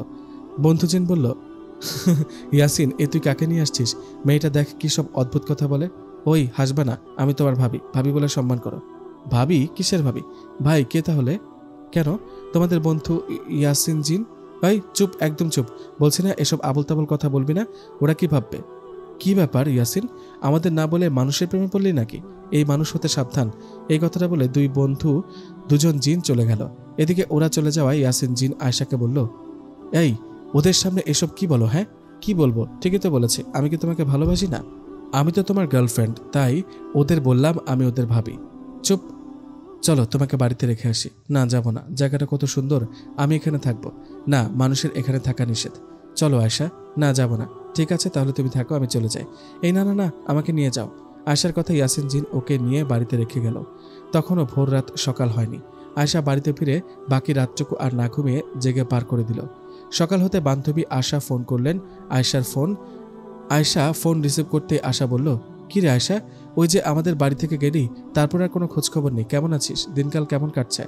আলহামদুলিল্লাহ খুবই ভালো। জানিস এখন তো জিনের সাথে আমার কথা হয়, দেখা হয়। হায় রে, বাড়ি গিয়ে ওসব ভুলিসনি? জিন জিন বলে আর কত মাথা খাবি? কাল কলেজে গিয়েছিলাম, গিয়ে দেখলাম তুই আসিসনি। আজকে আসবি তো? হ্যাঁ হ্যাঁ অবশ্যই, তুই কলেজে আয়, ওখানে দেখা হবে। আয়েশার কথায় আশা রাজি হয়ে ফোন রেখে দিল। এদিকে আয়েশা রেডি হয়ে কিছুক্ষণ পর কলেজে চলে গেল। কলেজে গিয়ে প্রিয় বান্ধবীর সাথে আড্ডা। কলেজের ক্লাস এসব শেষে বাড়িতে ফেরার পথে আয়েশা খেয়াল করলো একটা ছেলে ওর পিছু করছে। ছেলেটা ওর সাথে একই কলেজে পড়ে। ছেলেটাকে দেখে আয়েশার বুঝতে পারলো আবারও সে একই কথা বলতে আসছে। আয়েশা তোমাকে আমার ভালো লাগে, ভালোবাসি তোমাকে। 1 বছর হবে এই ছেলেটা আয়েশার পিছে পিছে ঘুরে। অনেকবার প্রপোজও করেছে, কিন্তু আয়েশা তো রাজি না। আয়েশা প্রেম করবে না। অন্য দিনের মতো আজকেও ছেলেটা এসে আয়েশাকে বলল, ছেলেটির নাম ইমন। ইমন বলল, আয়েশা শোনো, আর কতদিন ঘুরাবে আমাকে? সত্যি বলছি, মন থেকে ভালোবাসি তোমাকে। আয়েশা বলল, ইমন শোন, তুই আমার বন্ধু, তাছাড়াও আমি রিলেশন করব না। আর কতবার বলবো? এভাবে ডিস্টার্ব করলে কিন্তু আমি বাড়িতে বলে দেব, তোর নামে বিচার দেব। আর তার দরকার হবে না, আমি আমার ভুল বুঝেছি। কিন্তু আমার একটা কথা, শেষ কথা রাখতে পারবা? কি কথা বলো? তোমাকে ভালো লাগে, ভালোবাসি। আমি চাই তোমার কোনো একটু স্মৃতি আমার কাছে থাকুক। তুমি তোমার জামার ওড়নার একটু সুতা আমাকে ছিঁড়ে দাও, আমি এই সুতোটুকু নিয়ে শান্ত থাকবো। যখন তোমার কথা মনে পড়বে তখন এই সুতাটুকুর দিকে তাকাবো, তখন সব ভুলে যাব। প্লিজ না করো না। হো, এই কথা? ওকে, ঠিক আছে, তোমার কথায় আমি রাজি। এই নাও আমার ওড়নার সুতো, আজকের পর আমাকে ডিস্টার্ব করবে না। এই বলে আয়শা বাড়িতে চলে আসলো। এভাবে কেটে গেল 3টা দিন। এই 3 দিনে আয়শা জিনকে অনেকবার স্মরণ করেছে, পুকুর পাড়ে গিয়েও খুঁজেছে, কিন্তু জিন এই 3 দিন ওর কাছে আসেনি। এদিকে 3 দিন পর আয়শার শরীর হঠাৎ করে খারাপ হতে থাকে। কারণ ছাড়া বমি হওয়া, খাওয়ার রুচি না থাকা, শরীর শুকিয়ে যাওয়া। এমন অবস্থায় 3 দিন পর এক রাতে আয়শার রুমে জিন আসলো। জিনকে দেখে আয়শা বলল, ইয়াসিন তুমি আসছো? এই 3-4 দিন কোথায় ছিলে? ভেবেছিলাম তোমার কাছে আর আসবো না, কিন্তু তোমার সামনে বিপদ, তোমার ক্ষতি হচ্ছে দেখে চলে আসলাম। তুমি অসুস্থ তাই না? হ্যাঁ, কিন্তু তুমি জানলে কিভাবে? আয়শা, ভয় পেও না। তুমি যে অসুস্থতার মাঝে আছো, তুমি যে অসুস্থ এটা কেন জানো? কেন? এমনি হয়তো শরীর খারাপ করছে, 2-1 দিন গেলে ঠিক হয়ে যাবে। না আয়শা, ঠিক হবে না, কারণ তোমাকে কালো জাদু করা হয়েছে। কি কালো জাদু? হ্যাঁ, তোমার উপর কালো জাদু করা হয়েছে। আর সেটা কে করেছে জানো? তোমার সেই বন্ধু যে তোমাকে ডিস্টার্ব করে ভালোবাসতে চায়, সে ইমন। ইয়াসিন, ভয় করছে আমার। এসব কিভাবে কি হলো, খুলে বলো আমাকে। আয়শার কথা ইয়াসিন জিন বলতে শুরু করলো। ইয়াসিন বললেন, আয়শা, মানুষকে কালো জাদু করার অনেক পদ্ধতি আছে। কেউ বা শয়তান বা পিশাচ জিনদের খুশি করে কারো উপর কালো জাদু করে, কেউ বা শরীরের কোনো অংশ দিয়ে কালো জাদু করে, যেমন আঙ্গুলের নখ, মাথার চুল, জামা কাপড়ের অংশ। অনেকে আবার খাবারের সাথে খাইয়ে কালো জাদু করে। তোমার বন্ধু ইমন তোমাকে কালো জাদু করেছে, একটা পিশাচ জিনকে তোমার উপর চালান করে তোমাকে অসুস্থ করে ধীরে ধীরে মেরে ফেলতে। আয়শা বলল, ও, এই জন্য সেদিন ইমন আমাকে বলেছিল আমার ওড়নার একটু অংশ ওকে কেটে দিতে। না বুঝে কেন দিতে গেছো ওকে ওসব? আমি তো ভাবিনি ও এমনটা করবে, ভেবেছিলাম সাধারণ সুতা, এ আবার এমন কি দিয়েছো। এখন বুঝো, আস্তে আস্তে শরীর খারাপ হতে থাকবে। শুধু কি তাই, ওই পিশাচ জিনটা সুযোগ পেলে তোমাকে মেরে ফেলবে। তাহলে এখন আমি কি করব? মা বাবাকে বলে কোনো কবিরাজের কাছে কি যাব? না, ওনাদের এখন এসব বলো না, ওরা ভয় পাবে। তার চেয়ে তুমি পারলে তোমার বন্ধু ইমনকে বলো তোমার ওপর থেকে কালো জাদু তুলে নিক। এতে কি কাজ হবে? হবে, বাকিটা আমি দেখব। এখন আমাকে যেতে হবে, কাল দেখা হবে। আর হ্যাঁ, কাল ইমনের সাথে দেখা করে ওর সাথে কথা বলবা। আয়শাকে এসব কথা বলে ইয়াসিন জিন চলে গেল। এদিকে আয়শা চিন্তায় চিন্তায় ঘুমিয়ে পড়ল। পরের দিনের ঘটনা। সকাল হতেই আয়শা ইমনের নাম্বার ম্যানেজ করে কল দিল, কিন্তু ইমনের সাথে কথা বলতে পারল না। ফোনে ইমনকে না পেয়ে ওর সাথে দেখা করার জন্য ইমনের বাড়ি পর্যন্ত গেল, কিন্তু না, ইমনের দেখা আর পেল না। ইমনকে না পেয়ে হতাশ হয়ে বাড়িতে ফিরে আসলো আয়শা। এদিকে সারাদিন কেটে যায়, ইয়াসিন জিনও আসে না আয়শার কাছে। রাতের বেলা আয়শা না ঘুমিয়ে ইয়াসিনের জন্য অপেক্ষা করতে থাকে, কিন্তু ইয়াসিন তো আসে না। ইয়াসিনের কি রুমে আসতে প্রবলেম? এইভাবে আয়শা দরজাটা খুলে আস্তে করে বেরিয়ে চলে গেল পুকুর পাড়ে। এর আগে তো ইয়াসিন এখানে আসছিল, দেখা করেছিল। সেই আশাতে আয়শা পুকুর পাড়ে দাঁড়িয়ে রইল। বেশ কিছুক্ষণ পর হঠাৎ অনুভব করলো ওর পেছনে কেউ দাঁড়িয়ে আছে। আয়শা পেছনে না তাকিয়ে বলল, ইয়াসিন তুমি আসছো? সারাদিন কই ছিলা? কতটা অপেক্ষা করেছিলাম তোমার জন্য। আরে বাবা, কথার উত্তর দাও, পেছনে না তাকিয়ে সামনে আসো। কিন্তু আয়শার কোনো কথার উত্তর আসে না। কথার উত্তর না দেওয়ায় আয়শা ঘুরে পেছনে তাকাতে চমকে ওঠে। আয়শা পেছনে ঘুরে দেখে খুব ভয়ঙ্কর দেখতে একটা পিশাচ জিন আয়শার দিকে তাকিয়ে আছে। ওর চেহারাটা এতটা ভয়ঙ্কর যে আয়শার মনে হচ্ছিল সে এক্ষুনি জ্ঞান হারিয়ে ফেলবে। ওদিকে আয়শার দিকে তাকিয়ে থাকা পিশাচ জিনটা হাসতে হাসতে আয়শাকে বলে, কিরে, কি ভেবেছিলি? কে আমি ভাবতেই পারিনি তোকে এই রাতের বেলা একা পাবো। জিনটার কথায় আয়শা ভয়ে ভয়ে বলতে লাগলো, কে আপনি? আমার কাছে কি চান? আয়শার কথার জবাবে পিশাচ জিনটা বলল, তোর প্রাণ চাই, দে, তোর জীবনটা দিয়ে দে। আমি তো হুকুমের গোলাম, 2 দিন আগে হোক বা পরে হোক তোকে মেরেই ফেলতাম। পিশাচ জিনের এমন ভয়ঙ্কর কথায় আয়শা সেখান থেকে দৌড়াতে যাবে, ঠিক তখনই সেই মুহূর্তে পিশাচ জিন এসে আয়শাকে আঘাত করে। জিনের আঘাতে আয়শা মাটিতে পড়ে চিৎকার দিয়ে ওঠে। এদিকে সে জিন আবারও আয়শাকে আঘাত করতে আসার সময় সেখানে ইয়াসিন জিন চলে আসে। ইয়াসিন জিনকে দেখে পিশাচ জিনটা বলে, কিরে মানুষের গোলাম, মানুষের হয়ে তুই আমার সামনে বাধা হয়ে আসলি? সময় থাকতে সামনে থেকে চলে যা, এই মেয়েকে আমি মারবই। পিশাচ জিনের কথায় কোনো কথা না বলে আয়শার সামনে দাঁড়িয়ে রইল ইয়াসিন জিন। এদিকে ভয়ে আয়শা ইয়াসিন জিনের পাশে এসে দাঁড়ালো। ইয়াসিন জিন কথা না বলায় ওই পিশাচ জিনটা আবারও আয়শার দিকে তেড়ে আসতে থাকে। ঠিক সেই সময় ইয়াসিন জিন ওই পিশাচ জিনটাকে ধরে প্রচণ্ডভাবে আঘাত করে। ইয়াসিন জিনের এমন আঘাতে ওই পিশাচ জিন ছিটকে পড়ে মাটিতে পড়ে সেই পিশাচ জিন বলে ওঠে, আমাকে আঘাত করলি, আমি দেখব তোর শক্তি কত, আমি তোর কাছে আবার আসবো। এই কথাটা বলে সেই পিশাচ জিন সেখান থেকে চলে যান। এদিকে আয়শা আঘাত পাওয়ায় ইয়াসিন আয়শাকে বলল, তুমি ঠিক আছো তো? রাতের বেলা পুকুর পাড়ে কেন আসছো? আমি আসতে একটু দেরি হলে তো মারাই যেতে। চলো আমার রুমে চলো, ওখানে গিয়ে কথা বলি। দাঁড়াও, বিচার আজকে আর এখনই হবে। তোমাকে না বলেছিলাম তোমার বন্ধু ইমনের সাথে কথা বলতে? বলেছ? ওকে কল দিয়েছি, ধরেনি। ওর বাড়িতেও গিয়ে দেখা পাইনি। আচ্ছা, তুমি এখানে একটু অপেক্ষা করো, আমি আসছি। এ বলে ইয়াসিন জানি কই গেল। ইয়াসিন চলে যাবার একটু পর আবার ফিরে আসলো, সাথে নিয়ে আসলো সে ইমনকে। ইয়াসিন জিন ইমনকে ধরে নিয়ে এসে ধপাস করে মাটিতে ফেললো। এদিকে জিনের এমন অবস্থা আর আয়েশাকে দেখে ইমন ভয়ে ভয়ে বলল, আমি কোথায়? আমাকে কেন ধরে নিয়ে আসছেন এখানে? আমাকে বাড়িতে যেতে দিন। আয়েশা বলল, ইমন ভয় পেও না, তোকে যেতে দেব না, ভয়ের কিছু নেই। শুধু তুই বল আমার উপর কালো জাদু কেন করলি, আর কালো জাদু করেই যখন ফেলেছিস তখন ওটা তুলে নে। না, আমি তো কোনো কালো জাদু করিনি। ইমনের মুখে কথাটা শুনে ইয়াসিন জিন ইমনের গালে ঠাস ঠাস করে কয়েকটা থাপ্পড় দিয়ে দিল। ইয়াসিন বলল, আর একবার মিথ্যা বলে মেরে ফেলবো। জিনের থাপ্পড়ে খেয়ে ব্যথায় ও ভয়ে কাঁদতে কাঁদতে ইমন বলতে লাগলো, আমাকে মাফ করে দিন আয়েশা, মাফ করে দাও। আমি কালকেই ওই কবিরাজের কাছে যাবো আর তোমার উপর থেকে কালো জাদু তুলে ফেলবো। ইয়াসিন বলল, কথাটা মনে থাকে যেন। আর শোন, আমি তো জিন, আমার সাথে আয়েশার পরিচয় আছে, এটা যদি কখনো কাউকে বলিস তোর অবস্থা খারাপ করব। যা, পালা এখন। ইয়াসিনের কথায় ইমন সেখান থেকে দৌড়ে বাড়িতে চলে গেল। এদিকে আয়েশা তখন ইয়াসিনকে বলল, আচ্ছা, ওই পিশাচ জিনটাকে যে আঘাত করলা, ও তোমার যদি কোনো ক্ষতি করে? ওসব নিয়ে ভেবো না, ও আমার কিছু করতে পারবে না। না করলেই ভালো, তবুও চিন্তা হয়। আচ্ছা, একটা জিনিস ভাবলাম, এই যে দেখো গাছটা আছে না, এখন থেকে আমি এই গাছেই থাকবো। আগে যে বাগানের ওই আম গাছে থাকতাম, ওই গাছের মালিকটা কেটে ফেলবে, তাই এখন থেকে এটাই আমার নতুন ঠিকানা। আয়েশা বলল, সত্যি? তাহলে তো ভালোই হবে, আমার বাড়ি তো কাছেই। আমি তোমাকে দেখতে বা কথা বলার ইচ্ছে হলে পুকুর পাড়ে এই গাছটার কাছে চলে আসব, তখন তোমাকে দেখা হবে, কত মজা হবে, তাই না বলো? আহা, বললেই হলো। আমি এই গাছে থাকবো ঠিকই, কিন্তু তোমার সাথে আর দেখা করব না। না, এমনটা করো না, তোমাকে ডাকলে আসবা বলো। আয়েশার কথাটা শুনে ইয়াসিন উত্তর দিতে যাবে, ঠিক তখনই কিছুক্ষণ আগে আঘাত করা পিশাচ জিনটা পেছন থেকে এসে ইয়াসিনকে আঘাত করলো। এখন আর পিশাচ জিনটা একা আসেনি, সাথে আরও দুটো জিনকে সাথে করে নিয়ে এসে ইয়াসিন জিনকে আঘাত করে এবং অনেক মারে। পিশাচ জিনদের আঘাতে ইয়াসিন জিন লুটিয়ে পড়ে মাটিতে। তখনই সেই পিশাচ জিন বলে ওঠে, বলেছি না তোর শক্তি দেখে নিব, আমাকে আঘাত করার মজা বুঝলি তো? এই কথাটা বলে সেই পিশাচ জিন চলে গেল। এদিকে আহত হয়ে ইয়াসিন পড়ে রইল মাটিতে। ইয়াসিনের এমন অবস্থায় আয়েশা দৌড়ে ইয়াসিনের কাছে গিয়ে জড়িয়ে ধরল। আয়েশা কি করবে বুঝতে পারছে না, ইয়াসিন আহত হয়ে পড়ে আছে, তাকে নিয়ে কোথায় যাবে, কি করবে? এমন অবস্থায় ইয়াসিন আয়েশাকে বলল, আয়েশা চোখ বন্ধ করো, কোনো কথা বলো না। ইয়াসিনের কথায় আয়েশার চোখ বন্ধ করলো। চোখ বন্ধ করে 2-1 মিনিট পর ইয়াসিন বললেন, আয়েশার চোখ খুলো। ইয়াসিনের কথায় আয়েশার চোখ খুলে দেখলো সে এক অজানা জায়গায় চলে আসছে। আশেপাশে দেখে মনে হয় এটা জিনদের রাজ্য। আয়েশা কিছু বলতে গেলে ইয়াসিন বলল, আয়েশা ভয় পেও না, আমি তোমাকে জিনদের রাজ্যে নিয়ে আসছি। আমি আঘাত পেয়ে আহত হয়েছি, তাই হেকিমের কাছে আসছি। জিনদের মধ্যে কেউ অসুস্থ হলে উনি চিকিৎসা করেন। ইয়াসিনের কথায় আয়েশা চুপ করে বসে রইল। এদিকে হেকিম ইয়াসিন জিনের চিকিৎসা করে শরীরে ঔষধ লাগিয়ে দিল। হেকিমের কাছ থেকে চিকিৎসা নিয়ে ইয়াসিন আয়েশাকে নিয়ে একটা জঙ্গলের মতো জায়গায় গেলেন। সেখানে গিয়ে আয়েশা অবাক হয়ে জিজ্ঞেস করলো, আরে দেখো, এরা এই পিশাচ জিনগুলো না, যে একটু আগে তোমাকে আঘাত করে এমন আহত করেছে? হ্যাঁ, এরাই তারা, এদেরকে ধরে নিয়ে আসা হয়েছে। আমাকে পেছন থেকে আহত করা, এখন মজা বুঝবে। ইয়াসিনের কথা শুনে পিশাচ জিনগুলো বলতে লাগলো, আমাদের ছেড়ে দে, নইলে তোকেও ছাড়বো না। দেখ, একটা মানুষের জন্য জিনে জিনে দ্বন্দ্ব লাগাবি না, ছেড়ে দে।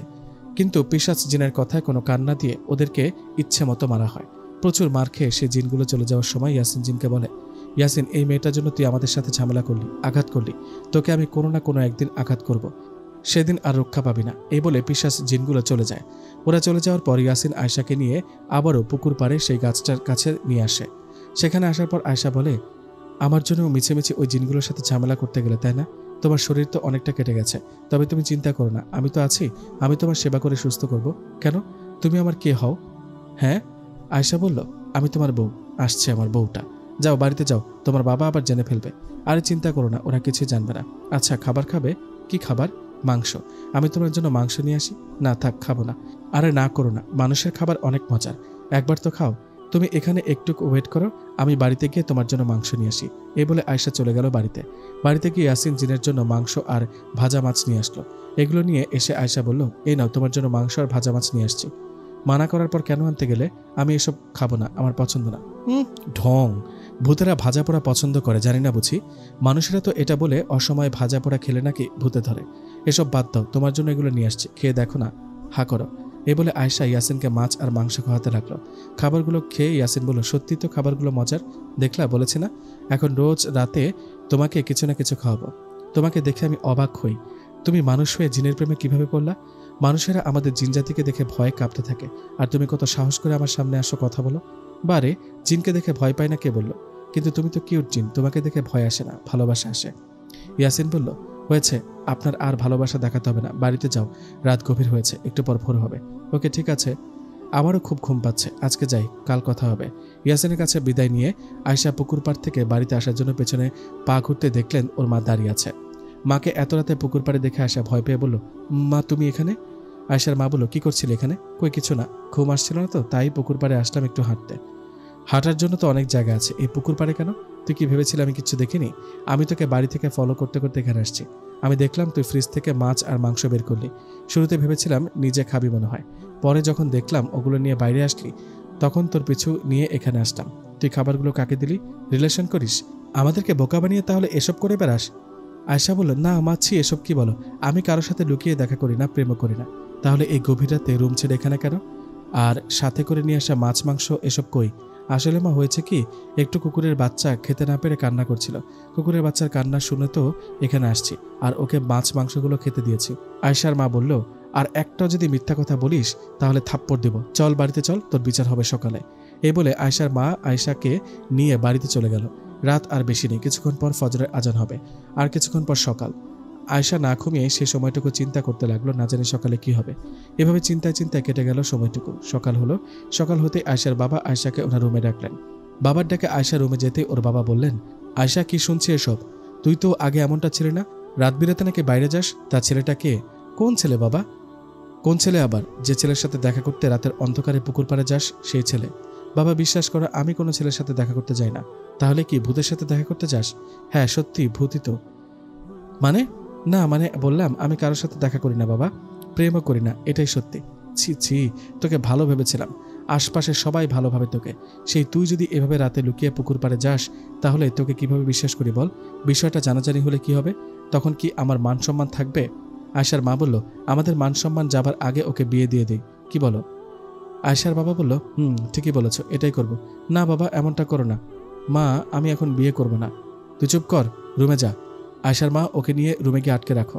আয়শার বাবার কথায় ওর মা আয়শাকে নিয়ে রুমে আটকে রাখলো। রুমে আটকে রাখায় আয়শা খুবই চিন্তিত হয়ে পড়ল। যদি সত্যি সত্যি মা বাবা বিয়ে করিয়ে দেয়? যাই হোক, দিনটা ওভাবেই বন্দি রুমে কেটে গেল আয়শার। রাতে খাবার শেষে বাবা মা যখন ঘুমিয়ে পড়লেন, আয়শা তখন ভাবতে লাগলো কিভাবে বাইরে বেরোনো যায়। দরজা তো বাইরে থেকে লাগানো, দরজা দিয়ে যাওয়া যাবে না, জানালা দিয়ে বাইরে যেতে হবে। এ বলে আয়শা চেষ্টা করছিল জানালা ফাঁক করে বেরোনোর। ঠিক তখনই ইয়াসিন আয়শার রুমে আসলো। এসে বলল, এই কি করছো, কি হয়েছে? ইয়াসিন, মা বাবা আমাকে রুমে আটকে রেখেছে, বাইরে যেতে পারছি না। আমি তো বাইরে বের হওয়ার চেষ্টা করছি, বাইরে বেরিয়ে তোমার কাছে যেতাম, তুমি চলে আসলা। আচ্ছা আমাকে একটু সাহায্য করো তো, জানালা একটু ফাঁক করে দাও, আমি যেন বাইরে বের হতে পারি। আরে মাথা মোটা, আমি তো এমনিতেই তোমাকে নিয়ে বাইরে যেতে পারি। তাই তো, তাহলে বাইরে পুকুর পাড়ে নিয়ে চলো, ওখানে গিয়ে সব বলছি। আচ্ছা কাছে আসো। ইয়াসিন জিনের কথায় আয়শার কাছে আসতেই ইয়াসিন আয়শার কপালে হাতটা রাখলো। হাত রাখার পর আয়শার আর কিছু মনে নেই। একটু পর সে নিজেকে দেখলো পুকুর পাড়ে। নিজেকে পুকুর পাড়ে দেখে আয়শা বলল, ইয়াসিন, মা গতকাল এখানে দেখে ফেলেছে, দেখে বাবাকে বলে দিয়েছে। এখন মা বাবা মনে করেছে আমি মনে হয় কারোর সাথে প্রেম করি, তাই রাতে এই পুকুর পাড়ে আসি। এখন মা বাবাকে বলতেও পারি না কোনো ছেলেকে আমি ভালোবাসি না, আমি একটা জিনকে ভালোবাসি, আর সেটা তুমি। আমাকে ভালোবাসতে গিয়ে তোমার প্রবলেম হচ্ছে, তোমার মা বাবা তোমাকে সন্দেহ করছে। এত প্রবলেম হওয়ার পরও আজকে আসলা দেখা করতে, তো কি করব? মা বাবা বিয়ে দিতে চায়, বিয়ে করব? বিয়ে পরে করো, আগে নিজেকে বাঁচো, পেছনে ফিরে দেখো, তোমার মা বাবা দাঁড়িয়ে আছে, আমি অদৃশ্য হয়ে আছি, আর তাই ওরা আমাকে দেখতে পাচ্ছে না। তুমি নিজেকে সামলাও, ওদের কিছু বলে ম্যানেজ করে যাও। ইয়াসিনের কথায় আয়শার বুক ধুকধুক করতে লাগলো। আজ আর রক্ষা নেই। ইয়াসিনের কথা শুনে আয়শা পেছন ঘুরে দেখলেন ঠিকই ওর মা বাবা পেছনে দাঁড়িয়ে আছে। আয়শা ওর মা বাবাকে দেখে কিছু বলার আগে ওর বাবা বললেন, চল বাড়ি চল। বাবার কথায় আয়শা চলে গেলেন বাড়িতে।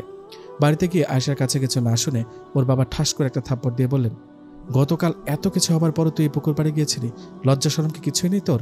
আমাদের মান সম্মান নিয়ে খেলা করতে তোর ভালো লাগে? কি ভেবেছিলি আমরা ঘুমিয়েছি? না, ঘুমাইনি, ঘুমানোর ভান করেছিলাম তোকে ধরার জন্য। তুই নাকি কোনো ছেলেকে ভালোবাসিস না, তাহলে রাতের বেলা পুকুর পাড়ে যাস কেন? উত্তর দে। বাবা, তোমার কাছে কিছু লুকাবো না, আসলে আমি কোনো ছেলেকে ভালোবাসি না, আমি একটা জিনকে ভালোবাসি। আয়শার মা বলল, কি জিনকে ভালোবাসিস মানে? আয়শার বাবা বলল, গল্প বানিয়ে বলার জায়গা পাস না তাই না? ওই কোনো জিন আছে নাকি যে এত মানুষ থাকতে তোর কাছে আসবে, তোকে ভালোবাসতে যাবে? বাবা বিশ্বাস করো, এটাই সত্যি।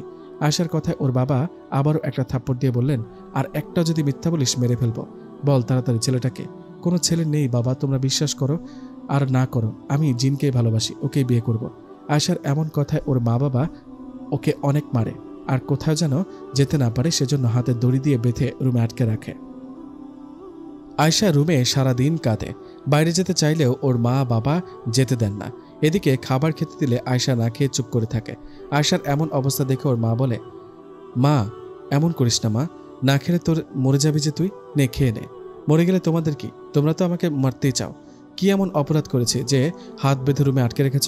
আয়শার মা বলল, তোর অপরাধ রাতের অন্ধকারে লুকিয়ে কোনো ছেলের সাথে জানি দেখা করিস। এই বিষয়টা লোকেরা জানাজানি হলে আমাদের মান সম্মান কিছুই থাকবে না। তোমরা কি আমাকে পাগলি ভাবো নাকি? আর কতবার বলবো আমি রাতের অন্ধকারে কোনো ছেলের সাথে দেখা করতে যাই না। আমি দেখা করি একটা জিনের সাথে। এটা কি কেউ বিশ্বাস করবে?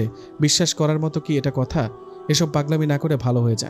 2-1 দিন গেলে তোকে এমনিতেই বাইরে যেতে দিব। আমি জিনের সাথে দেখা করি, কথা বলি, এটা বিশ্বাস করছো না তাই না? যেদিন জিনকে বিয়ে করবো সেদিন বুঝবা। আয়শার কথায় আর কান না দিয়ে খাবারটা রেখে ওর মা চলে গেল। এদিকে দিন গড়িয়ে রাত হলো। আয়শার হাত বাঁধা, সে আজ বাইরে যেতে পারবে না। তাই শুয়ে শুয়ে ইয়াসিন জিনের অপেক্ষা করছে। সময় তখন মধ্যরাত। আয়শা তখনও না ঘুমিয়ে জেগে আছে। ইয়াসিন একটু পরেই আয়শার কাছে আসলো, এসে বলল, আয়শা এ কি অবস্থা হয়েছে তোমার? হাত বাঁধা কেন? আমি তোমার সাথে দেখা করতে যাই তাই। মা বাবাকে তোমার কথা বলেছি কিন্তু বিশ্বাস করছে না। কি বলো, আমার কথা বলতে গেছো কেন? এসব বাদ দাও, আগে বলো এই মধ্যরাতে কেন? সে কখন থেকে অপেক্ষা করছি। তোমার মা বাবা না ঘুমালে কিভাবে আসি বলো? এখন ওনারা ঘুমিয়েছে, এখন আসলাম। আমার একটা কথা রাখবে? কি কথা বলো? আমাকে এখান থেকে বাইরে নিয়ে চলো। কোথাও নিয়ে যাও প্লিজ। এখানে কিছু জিজ্ঞেস করবো না, বাইরে গিয়ে বলবো।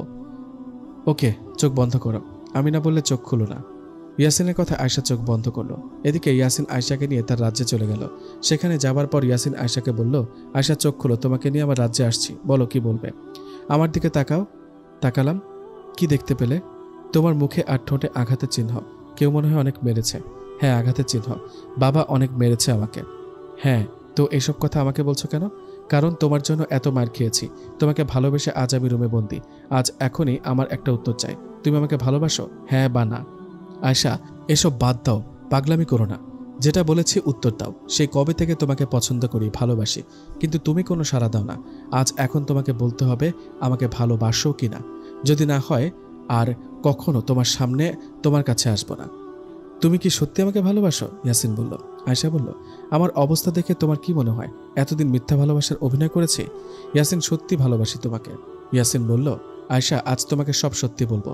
আমি এতদিন তোমাকে কিছু না বললেও সময়ের পরিবর্তনে তোমাকে ভালোবেসে ফেলেছি। তোমাকে ভালোবাসি কিন্তু বলিনি। কেন বলিনি জানো? কেন বলনি? কারণ আমি আর বেশি দিন বাঁচব না। আয়শা, তোমাদের মানুষের যেমন কিছু জটিল রোগ ও কঠিন রোগ থাকে যাতে তারা বাঁচে না, তেমনই আমার একটা রোগ আছে। আমি আর বেশি দিন বাঁচব না, হয়তো 1 মাসের মধ্যেই মারা যাব। ইয়াসিনের মুখে এসব কথা শুনে আয়শার মাথায় যেন আকাশ ভেঙে পড়ল। ওর কথা যেন বিশ্বাস হচ্ছে না। ইয়াসিনের কথা শুনে আয়শার চোখে পানি চলে আসলো। এদিকে আয়শার মন খারাপ ও কাঁদতে দেখে ইয়াসিন বলল, আয়শা জানি কথাগুলো শুনে তোমার মন খারাপ হবে, তবুও বলতে হলো, তুমি বাড়িতে ফিরে যাও, আমাকে ভুলে নতুন জীবন শুরু করো। যদি তা না পারো তাহলে আমাকে বিয়ে করো। মনে রাখবা, আমাকে বিয়ে করবা ঠিকই, কিন্তু আমি হয়তো তোমার সাথে অল্প কদিন সংসার করতে পারবো। আয়শা, তোমাকে সব খুলে বললাম, এখন তোমাকে বাড়িতে রেখে আসি। তুমি আজ আমার কথাগুলো ভেবে দেখবা, কাল আমি তোমার কাছে আসবো তোমার মতামত জানতে। এই কথাটা বলে ইয়াসিন আয়শাকে নিয়ে আবার ওর বাড়িতে ওর রুমে রেখে গেল। এদিকে বাড়িতে এসে আয়শা খুবই চিন্তিত হয়ে পড়ল। সে কি করবে কিছুই বুঝতে পারছে না। সত্যিকারের ভালোবাসলে তাকে কখনো ভোলা যায় না। ইয়াসিনকে তো সত্যিকারের ভালোবেসে ফেলেছে আয়শা। তাই সামনে কি হবে না ভেবে নিজের ডিসিশন নিয়ে নিল। রাত গভীর।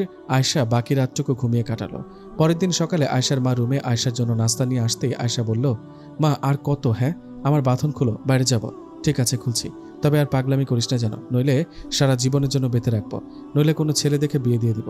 মা, তোমরা যে কেন আমার কথা বিশ্বাস করো না, দেখে নিও একদিন চিনকে বিয়ে করে জামাই বানিয়ে নিয়ে আসবো তোমাদের কাছে। আবারও পাগলামি শুরু করলি? আবারও কিন্তু বেঁধে রাখবো। যাও তো মা, আমাকে একটু একা থাকতে দাও। ঠিক আছে, নাস্তাটা খেয়ে নিস। পড়াশোনা তো বাদ দিয়েছিস, কলেজ যাবার কথা কি মনে থাকে? এসব কথা আয়শাকে শুনিয়ে ওর মা চলে গেল। এদিকে আয়শার দিনটা কাটতে লাগলো চিন্তায় চিন্তায়। রাত হলে তো ইয়াসিন আসবে, ও এসে জিজ্ঞেস করলে কি উত্তর দেবে? যাই হোক, এভাবে চিন্তার মাঝে কেটে গেল দিনটা। রাত হলো, গভীর রাত। আয়শা ইয়াসিনের জন্য অপেক্ষা করছে। আয়শার অপেক্ষার অবসান ঘটিয়ে ইয়াসিন আসলো। ইয়াসিন এসে আয়শাকে বলল, কি চিন্তায় আছো মনে হচ্ছে? তো কি ভাবলে, কি করবে? আয়শা বলল, আমাকে এখান থেকে তোমার রাজ্যে নিয়ে চলো, ওখানে গিয়ে বলবো যা বলার। আয়শার কথা ইয়াসিন ওকে নিয়ে জিনদের রাজ্যে গেলেন। জিনের রাজ্যে গিয়ে ইয়াসিন আয়শাকে বলল, এখন বলো তুমি কি ডিসিশন নিলে? আমার জীবন থেকে চলে যাবে নাকি এই অল্প সময়ে আমাকে বিয়ে করবে, আমার বউ হবে? ইয়াসিনের কথায় আয়শা ইয়াসিনের দিকে তাকিয়ে কাঁদতে লাগলো। এই দেখে ইয়াসিন বলল, কাঁদছো কেন? ও বুঝেছে আমাকে ছেড়ে যাবে, তাই না? জানি এটাই করবে, কি আর করবে? আমার এই অল্প সময়ের জীবনে এসেই বা কি করবে? চুপ করো ইয়াসিন, আমি তোমার জীবন থেকে চলে যাওয়ার জন্য কাঁদি না। আমি চিন্তা করি, সব সময় কাঁদি তোমাকে হারিয়ে ফেলবো সেই ভয়। জানো ইয়াসিন, সত্যিকারের ভালোবাসা কোনো রোগ মানে না কোনো ব্যথা। তোমাকে সত্যিকারের ভালোবাসি, তাই না? তাই তুমি যদি আর 2 দিন বাঁচো, এই 2 দিনের জন্য তোমার বউ হব। ইয়াসিন, আজ এখনই তোমাকে বিয়ে করব। ইয়াসিন বলল, কি সত্যি? আমি কিছুদিন পর মারা যাব, আমার জটিল একটা রোগ আছে, এটা জেনে আমাকে বিয়ে করতে রাজি হলা? হ্যাঁ, এখনই আমাদের বিয়ে হবে, চলো, আর কোনো কথা শুনতে চাই না। আয়শার কথা ইয়াসিন আয়শার দিকে কিছুক্ষণ তাকিয়ে থেকে মুচকে একটা হাসি দিয়ে আয়শাকে নিয়ে ওর নিজের প্রাসাদে যায়। সেখানে যাওয়ার কিছুক্ষণ পর আয়শা ও ইয়াসিনের জিনের বিয়ে হয়। বেশ কিছু বন্ধু জিনকে সাক্ষী রেখে আয়শা ও ইয়াসিনের বিয়ে হয়। বিয়ে শেষে ইয়াসিন আয়শাকে নিয়ে ওর সুন্দর ও বড় প্রাসাদে চলে আসে। প্রাসাদে এসে আয়শা তো পুরাই অবাক, এত সুন্দর আর বড় প্রাসাদ ও কখনো দেখেনি। প্রাসাদের আশপাশটা কত সুন্দর। ইয়াসিন আয়শাকে প্রাসাদে নিয়ে একটা অবাক করার কথা বলে। ইয়াসিন আয়শাকে বলে, আয়শা, তুমি কিন্তু পরীক্ষায় পাশ করেছ। মানে কিসের পরীক্ষা? মানে আমার কোনো রোগ নেই, আমি কয়দিন পর রোগেও মারা যাব না। আমি তোমাকে পরীক্ষা করেছিলাম তুমি আমাকে সত্যি ভালোবাসতে কিনা, কিন্তু তুমি সত্যি প্রমাণ করে দিয়েছো তোমার ভালোবাসা সত্যি। আজ থেকে তুমি আমার বউ, আমি তোমার বর। আয়শা বলল, কি? আমাকে মিথ্যা বলেছিলা? আমি সত্যি ভেবেছিলাম। জানো কত কষ্ট পেয়েছি? সরি, রাখো তোমার সরি। আমি কতটা ভয় ছিলাম জানো, ভেবেছিলাম তোমাকে বুঝি হারিয়ে ফেলবো, বলে উঠল আয়শা। ইয়াসিন বলল, এই যে কানে ধরে মাফ চাইলাম। কি করব বলো? একটা কারণে তোমাকে পরীক্ষা করলাম। কি কারণ? আমার দাদা, উনি অনেক বয়স্ক জিন। আমার দাদা বলে সব মানুষদের সহজে বিশ্বাস করতে নেই। আসলে মানুষেরা ভাবে জিন ভূত মানে ভয়ঙ্কর কিছু, খারাপ কিছু। কিন্তু তোমরা মানুষেরা কি জানো না, মানুষের মতো আমাদের জিনদেরও মধ্যে ভালো মন্দ আছে। আমার দাদার এই কথাটার ওপর ভিত্তি করে আমি তোমাকে পরীক্ষা করেছি। তুমি আমাকে আসলেই ভালোবাসো নাকি সব তোমার আবেগ? ও, এখন তো বিশ্বাস হয় আমি তোমাকে সত্যি ভালোবাসি। বিশ্বাস হয় বলেই তো বিয়ে করেছি তোমাকে। এখন থেকে তুমি আমার বউ, তোমার সব দায়িত্ব এখন আমার। আচ্ছা, তোমার এত বড় প্রাসাদ, হ্যাঁ, কিন্তু কেউ নেই কেন? তুমি কি একা? তোমার মা বাবা নেই? আছে, থাকবে না কেন? আমার মা আছে, বাবা আছে, আরো 2টা ভাই ও দাদা আছে। তাহলে কোথায় ওনারা? সবাই মিলে আমার দাদার বন্ধুর ছেলের বিয়েতে গেছে, আজকে হয়তো চলে আসবে। তোমার এদিকে বিয়ে হয়ে গেল আমার সাথে, আর ওদিকে তোমার বাড়ির সবাই অন্য কারো বিয়ে খেতে গেছে। বাহ, ভালো তো। আমি তো তোমাকে হঠাৎ করে বিয়ে করলাম, তাই না? ওনারা আসলে ওনাদের জানাবো। আসলে জানাবো বলতে, আমার দাদা ও বাবা হয়তো আমার বিয়ের খবর পেয়ে গেছে, কারণ বার্তাবাহক জিন হয়তো এতক্ষণে ওদের কানে খবর পাঠিয়ে দিচ্ছে। আচ্ছা, আমার খুব ভয় করছে, আয়শা বলল। তোমার মা বাবা দাদা ওনারা আবার কিছু বলবে না তো? আমাকে কি মেনে নেবে? আমি তো মানুষ জাতি আর তুমি জিন। ভয় পেও না, দাদা আমাকে অনেক ভালোবাসে। আমি ওনাকে কিছু বললে কথা রাখে। তোমার ভয়ের কারণ নেই, আমি তো আছি। ভয় কি শুধু তোমার পরিবারকে নিয়ে? ওদিকে পরিবারের কথা একবারও কি ভেবেছ? আমার মা বাবা কি তোমাকে সহজে মেনে নেবে? তখন না হয় তুমি ম্যানেজ করে নিও। প্রথমে কেউ মানবে না, পরে তো মানবে। মানলে তো ভালোই। এসব চিন্তা বাদ দাও তো, আসো এখন আমরা খাবার খেয়ে নিই। এই বলে ইয়াসিন ও আয়শা মিষ্টি ও ফলমূল ও অন্য মজাদার খাবার খেলো। খাওয়া শেষ হতে না হতে ইয়াসিনের পরিবারের সবাই এসে হাজির। একসাথে এত জিনদের দেখে আয়শা কিছুটা ভয়ে ইয়াসিনের গা ঘেঁষে দাঁড়িয়ে রইল। এদিকে ইয়াসিনের দাদা বললেন, তোকে কতবার সাবধান করেছি মানুষের সাথে দূরে থাকবি, সেই তুই কিনা একটা মানব জাতিকে বিয়ে করলি। দাদা, ভুল বুঝো না, আয়শা অনেক ভালো মেয়ে, আমাকে অনেক ভালোবাসে। আমি ওকে অনেকভাবে পরীক্ষাও করেছি। দাদা, দয়া করে আমাদের মেনে নাও। ইয়াসিনের দাদা বলল, আমরা তোদের মেনে নিলেও ওই মানুষেরা তোকে মানবে না। দেখে নিস, এই মানুষের জন্য তোর একদিন বড় ক্ষতি হবে। এই কথাটা বলে ওর দাদা অভিমান করে চলে গেল। এদিকে ইয়াসিনের বাবা তখন বললেন, ইয়াসিন, বিয়ে করবি ভালো কথা, আমাদের জানাতে কিছু না বলে হঠাৎ করে বিয়ে করাটা কি ঠিক? মাফ করো বাবা, আসলে হঠাৎ করে ডিসিশন নিয়েছি দুইজনে, তাই বিয়েটা করে ফেলেছি। তা মেয়েটার বাড়িতে কি জানে? তাহলে তো সমস্যা। ওনারা শুনলে যে কি হবে সেটাই ভাবছি। শোন, তুই হঠাৎ করে আবার ওদের সামনে যাবি না, এতে ওনারা ভয় পেতে পারে। আগে তোর বউ মানে আয়শাকে পাঠাবি, তারপর দরকার হয় তুই যাবি। ইয়াসিনের মা বলল, মা, তোমার নাম বুঝি আয়শা? খুব সুন্দর নাম। আজকে আমার ছেলের সাথে তোমার বিয়ে হলো, তোমার দায় দায়িত্ব এখন আমাদের। তুমি মানুষ, আমরা জিন। ইয়াসিনের সাথে বিয়ে, যদিও বিষয়টা মানতে পারিনি, কিন্তু না মেনে কি করব? মেনে নিলাম। চলো মা, আমার সাথে চলো, তোমাকে আমাদের প্রাসাদটা ঘুরে দেখাই। এই বলে ইয়াসিনের মা আয়শাকে নিয়ে পুরো প্রাসাদটা ও আশপাশ ঘুরে দেখালো। ঘোরাঘুরি শেষে আয়শা যখন ইয়াসিনের কাছে আসলো, তখন ইয়াসিন আয়শাকে বলল, আয়শা, আমাদের জিনদের রাজ্য ও প্রাসাদটা কেমন লাগলো? খুব ভালো লাগলো। তোমার পরিবারের সবাই কত ভালো, শুধু দাদাজান রাগ করে আছে। ওসব নিয়ে ভেবো না, দাদার মন খুব নরম, দুদিন পর ঠিকই মেনে নেবে। এখন তোমার কথা ভাবো, তুমি আমাদের রাজ্যে আছো, ওদিকে তোমার মা বাবা তোমাকে খুঁজে বেড়াচ্ছে। চলো তোমার বাড়িতে গিয়ে আমাদের বিয়ের খবরটা জানাতে হবে। আয়শা, তাই নাকি? ভয় হচ্ছে ইয়াসিন, তবুও চলো। আয়শার কথা ইয়াসিন আয়শাকে ওর বাড়িতে নিয়ে আসলো। বাড়িতে এসে আয়শাকে ওর রুমে রেখে ইয়াসিন পাশে অদৃশ্য হয়ে লুকিয়ে রইল। এদিকে আয়শা রুমে এসে ওর মা বাবাকে ডাকতে থাকে। আয়শার ডাকে ওর মা বাবা রুমে এসে আয়শাকে দেখে অবাক হয়ে জিজ্ঞেস করে, আয়শা তুই কই ছিলি? কাল থেকে যে কত জায়গায় খুঁজেছি তোকে, তোর কোনো খোঁজ খবর নেই। আয়শার মা হলো, কি হলো, চুপ করে আছিস কেন, বল কোথায় ছিলি? আয়শা বলল, জিনদের রাজ্যে ছিলাম। আবারও ওসব নাটক শুরু করলি? থাপ্পড় খাওয়ার আগে সত্যিটা বল, এসব আবল তাবল না বলে। আমার সব কথাই কি মিথ্যা মনে হয় নাকি? সেই দিন থেকে কত করে বলেছি আমি জিনকে ভালোবাসি, রাতের অন্ধকারে বাইরে জিনের সাথে দেখা করতে যাই, বিশ্বাসই করো না। আয়শার মা বলল, বিশ্বাস করার মতো কিছু বল, তাহলে বিশ্বাস করব। আয়শা বলল, আজ আর কিছু বলবো না, দেখাবো। আয়শার মা বলল, কি দেখাবি আমাদের? আয়শা বলল, জিনকে দেখাবো। কি বলিস, কি সত্যি নাকি? হ্যাঁ, এতদিন তো আমার কথা বিশ্বাস করনি, আজ সেটার প্রমাণ আমি দেব। তার আগে বলে রাখি, জিন সামনে আসলে চিৎকার করবে না। এই কথাটা বলে আয়শা ইয়াসিন জিনকে বললে সামনে আসতে। আয়শার কথায় ওর মা বাবার সামনে এসে এই প্রথম ইয়াসিন হাজির হলেন। হঠাৎ করে চোখের সামনে জিনকে দেখে আয়শার মা ওর বাবার কাছে গিয়ে দাঁড়ালেন। এটা কি স্বপ্ন নাকি সত্যি? চোখের সামনে জিন, তাহলে কি এতদিন আয়শা যা বলেছে সব সত্যি? ইয়াসিন সামনে আসায় আয়শার বাবা বললেন, এই আয়শা, তাহলে তুই এতদিন যা বলেছিলি সব সত্যি? হ্যাঁ বাবা, সব সত্যি ছিল। আয়শার মা বলল, দেখ মা, আমরা তোর কথা বিশ্বাস করলাম, তুই এখন জিনকে যেতে বল, আমাদের ভয় লাগছে। ভয় পাওয়ার কিছু নেই মা, এতদিন আমার কথা উড়িয়ে দিয়েছ। ইয়াসিন এখান থেকে যাবে না, কারণ ও আসছে ওর শ্বশুরবাড়ি। আয়শার মা বলল, শ্বশুরবাড়ি মানে? তোমাদের তো এতদিন বলেছি জিন পছন্দ করি, ভালোবাসি, বিশ্বাস করনি মা বাবা। জানি না শুনলে বিশ্বাস করবে কিনা, মেনে নেবে কিনা, কিন্তু এটাই সত্যি, ইয়াসিন আর আমি বিয়ে করেছি। আয়শার মুখে কথাটা শুনে ওর মা বাবা হা হয়ে দাঁড়িয়ে রইল। এভাবে বেশ কিছুক্ষণ পর আয়শা বলল, কি অবাক হলে? হবারই কথা। মা, কি হলো, কথা বলো। আয়শার মা বলল, এটা কিভাবে সম্ভব? একটা জিন কিভাবে তোর বর হয়, এটা আমি জানি না। আয়শার বাবা, তুমি কিছু একটা করো। আয়শার মা, শান্ত হও, এখন আর কিছু করার নেই, যা হবার হয়ে গেছে। এখন যাই করি না কেন, আয়শা তো আর ফেরত আসবে না। যেহেতু ওদের বিয়ে হয়ে গেছে, তাহলে ওরা সংসার করুক। আমার চিন্তা ও ভয় শুধু আশেপাশের লোকেদেরকে নিয়ে। বাবা, তুমি আমাদের মেনে নিলা, ভাবতেই পারিনি। মেনে না নিয়ে কি করব? আগে যদি তোর কথা শুনে বিশ্বাস করতাম, তাহলে আজ এই দিন দেখতে হতো না। ইয়াসিন বলল, বাবা, হতে পারি আমি জিন, কিন্তু দেখে নিয়েন আমি আপনার মেয়েকে অনেক ভালো ও সুখী রাখবো। আয়শা বলল, মা, আমি তোমাদের না জানিয়ে বিয়েটা করেছি, সেজন্য আমাকে মাফ করে দাও, আর আমাদের মন থেকে মেনে নাও। আয়শার মা বলল, তোর বাবা যেহেতু মেনে নিয়েছে, তাহলে আমি আর কি বলবো, আমিও মানলাম। তোরা রেস্ট কর, আমি তোদের জন্য খাবার নিয়ে আসি, কেমন? এই কথাটা বলে আয়শার মা বাবা চলে গেল। এদিকে আয়শার মা বাবা মেনে নেওয়ায় ইয়াসিন ও আয়শা দুজনেই খুব খুশি। যাই হোক, এভাবে ইয়াসিন ও আয়শা তাদের বাড়িতে 2-1 দিন থাকে। 2 দিন পর ইয়াসিন আয়শাকে বলে, আয়শা, আমাদের রাজ্যে যেতে হবে, বাবা খবর পাঠিয়েছেন, আমার রাজ্যে আমার ও তোমার বিয়ের অনুষ্ঠান হবে। কি সত্যি? আমার তোমার বিয়ের অনুষ্ঠান? তো দাওয়াত তো শুধু জিনরা আসবে, আমার ভয় করবে না বুঝি? আরে বোকা, কিসের ভয়, ওরা তো তোমাকে দেখতেই আসবে, ভয়ের কিছুই নেই। আজ রাতেই আমরা যাব আমাদের রাজ্যে। তো কথা মতো দিনটা কেটে রাত নামে। ইয়াসিন আয়শাকে নিয়ে ওর রাজ্যে চলে যায়।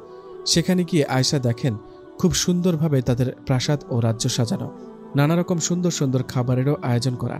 আয়শা ও ইয়াসিন যাওয়ায় খুব ভালোভাবে তাদের বিয়ের অনুষ্ঠান সম্পন্ন হয়। জিনদের রাজ্যে আয়শা ও ইয়াসিনের খুব ভালোভাবে বিয়ের অনুষ্ঠান হয়। বিয়ের অনুষ্ঠান শেষে আয়শা ও ইয়াসিনের দিন খুব ভালোভাবেই কাটতে থাকে। আয়শা মাঝে মাঝে বাড়িতে আসতো, বাড়িতেও থাকতো, জিনদের রাজ্যে ইয়াসিনের প্রাসাদেও থাকতো। একদিন ইয়াসিন ও আয়শা জিনদের রাজ্যে এক বাগানে বসে গল্প করছিল। তখন হঠাৎ ইয়াসিনের বাবা সেখানে আসলেন। এসে বললেন, ইয়াসিন, একটা ঝামেলা হয়ে গেছে, কাদের গোষ্ঠীর পিশাচ জিনেরা ঝামেলা করেছে, তুমি নাকি ওদের সাথে ঝামেলা করেছো। সেটা তো অনেকদিন আগের কথা, আয়শাকে একটা ছেলে কালো জাদু করেছিল, ওই পিশাচ জিনটাকে পাঠিয়েছিল আয়শাকে মেরে ফেলতে, কিন্তু আমি ওর প্রতিবাদ করেছি। তখন ওই জিনের সাথে মারামারি লেগেছিল, আমি ওকে মেরেছি, পরে ও আমাকে মেরেছে। এটা অনেক আগের ঘটনা, এখন সমস্যা কোথায়? ইয়াসিনের বাবা বলল, তুমি কি জানো না পিশাচ জিনেরা কেমন? ওরা বদলা নিবে, ঝামেলা করাই ওদের নেশা। বাবা, এখন কি করব? সমস্যা হয়েছে কি? সমস্যা তো হয়েছে, ওই পিশাচ জিনেরা তোমাকে না পেয়ে তোমার দাদাকে আক্রমণ করেছে, উনি এখন অসুস্থ।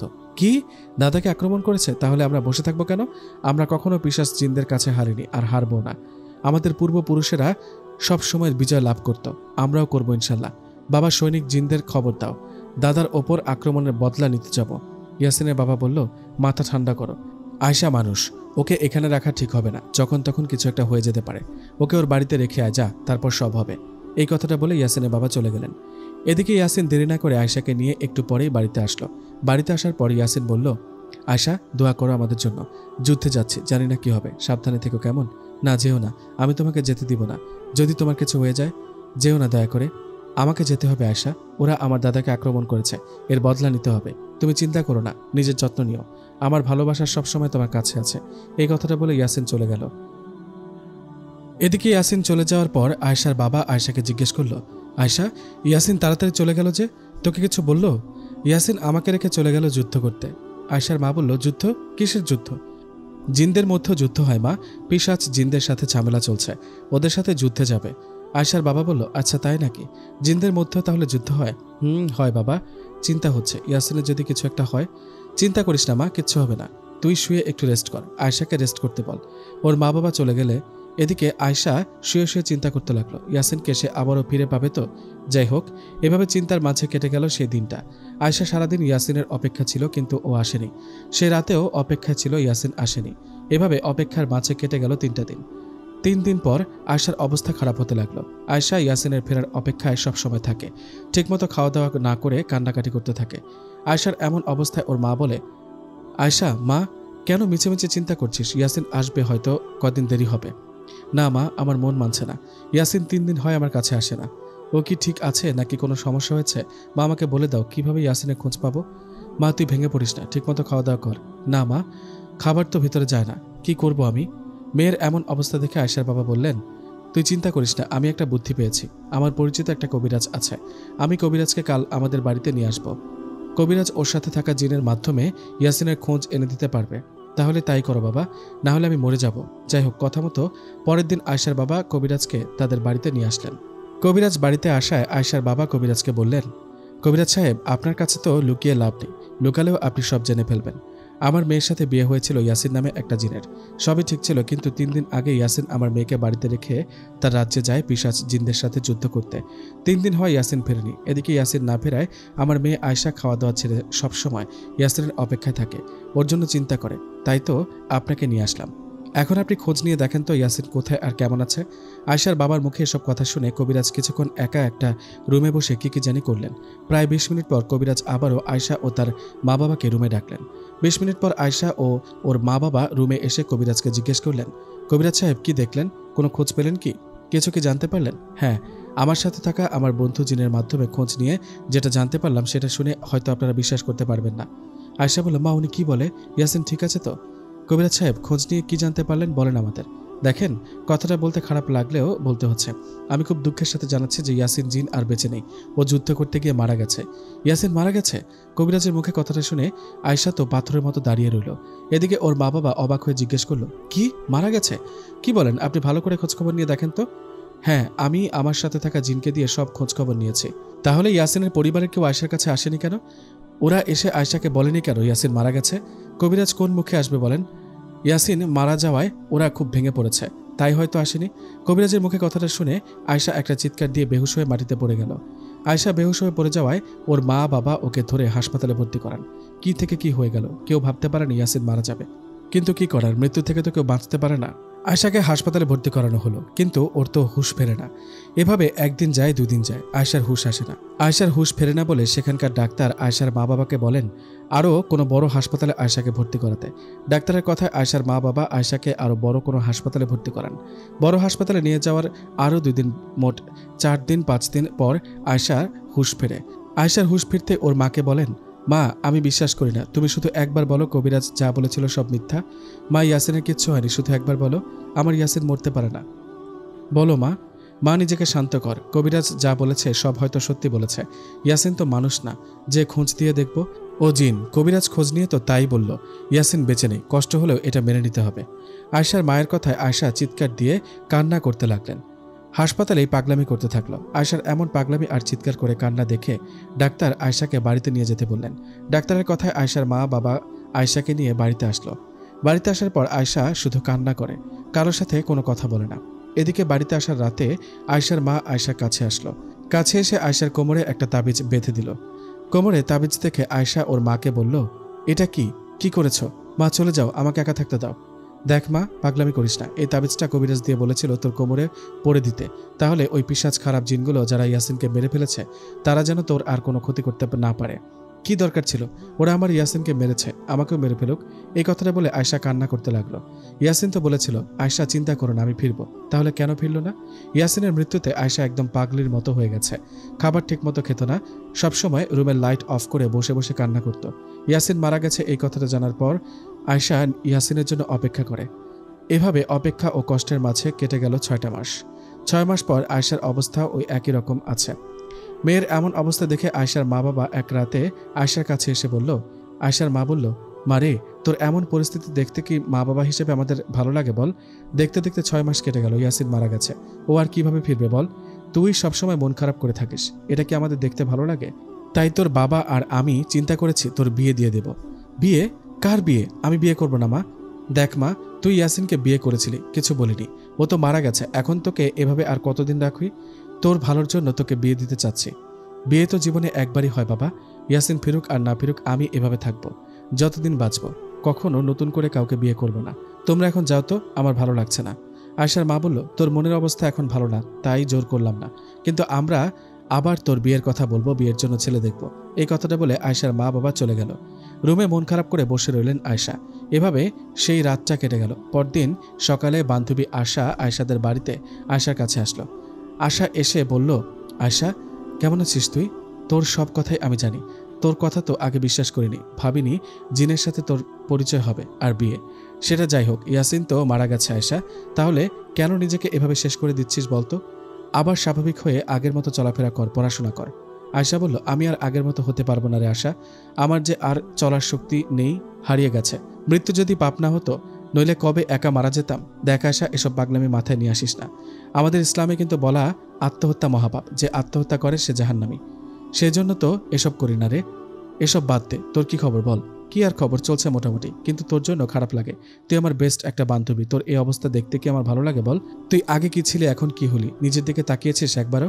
কি করব বল, সুখেই তো ছিলাম, হঠাৎ একটা ঝড় এসে সব ওলটপালট করে দিল। এই কথাটা বলে আয়শা কাঁদতে লাগলো। ঠিক সেই সময় আয়শার মা এসে বলল, দেখেছো মা, এভাবে রোজ কান্না করে, তুমি ওকে একটু বোঝাও তো মা, ওকে বোঝাও, জীবন কারোর জন্য থেমে থাকে না। আমরা ওর বিয়ে দিতে চাই, কিন্তু ও কিছুতে রাজি হচ্ছে না। আয়শা দেখ, পাগলামি করিস না, তোর জন্য সবাই চিন্তা করে, স্বাভাবিক হয়ে চলাফেরা কর। কি করব বল, আমার কিছুই ভালো লাগে না, দম বন্ধ হয়ে আসে। আশা বলল, আচ্ছা একটা কাজ কর, আমি আগামীকাল আমার খালাতো বোনের বিয়েতে যাব, তুই আমার সাথে চল। এখানে একা থাকিস তাই মন খারাপ থাকে, বিয়ে বাড়িতে চল, ওখানে অনেক মানুষজন, বিয়ে বাড়িতে তো এমনিতেই অনেক মজা হয়, তোর মনটাও ভালো থাকবে। আয়শা বলল, না আমি যাব না, যাবার মুড নেই আমার। আশা যখন বলছে তখন যা না মা। আয়শার মা বলল, ওর সাথে কদিন ঘুরে আয়, মনটা ভালো হবে। হ্যাঁ আন্টি, ঠিকই বলেছে। আয়শা তুই না করিস না, তাহলে এই কথাই ফাইনাল, তুই আর আমি কাল খালাদের বাড়িতে যাব। এই কথাটা বলে বেশ কিছুক্ষণ পর আশা চলে গেল। পরের দিন আশা ও আয়শা দুজনই কথা মতো আয়শার খালার বাড়িতে গেল। সেখানে যাবার পর আশা আয়শাকে সবার সাথে পরিচয় করিয়ে দিল। সেদিনটা আশা ও আয়শা আশার খালার বাড়ির এলাকাটা ঘুরে দেখল। এলাকাটা পাহাড়ি অঞ্চল, বেশ সুন্দর মনোরম পরিবেশ। পরের দিন আশার খালাতো বোনের বিয়ে। বিয়ে উপলক্ষে বাড়িতে অনেক আত্মীয় স্বজন আসছে। এত এত মানুষের ভিড়ে আয়শা একা একা সাইডে বসে আছে। হঠাৎ আয়শা খেয়াল করলো একটা ছেলে ওর দিকে তাকিয়ে আছে। আয়শা বিষয়টা খেয়াল করে অন্যদিকে ঘুরে বসলো। একটু পর সেই ছেলেটা আয়শার কাছে আসলো। ছেলেটা এসে আয়শাকে বলল, হাই, নাম কি আপনার? আয়শা। খুব সুন্দর নাম। এই বিয়ে বাড়িতে আসছেন, কার আত্মীয় আপনি?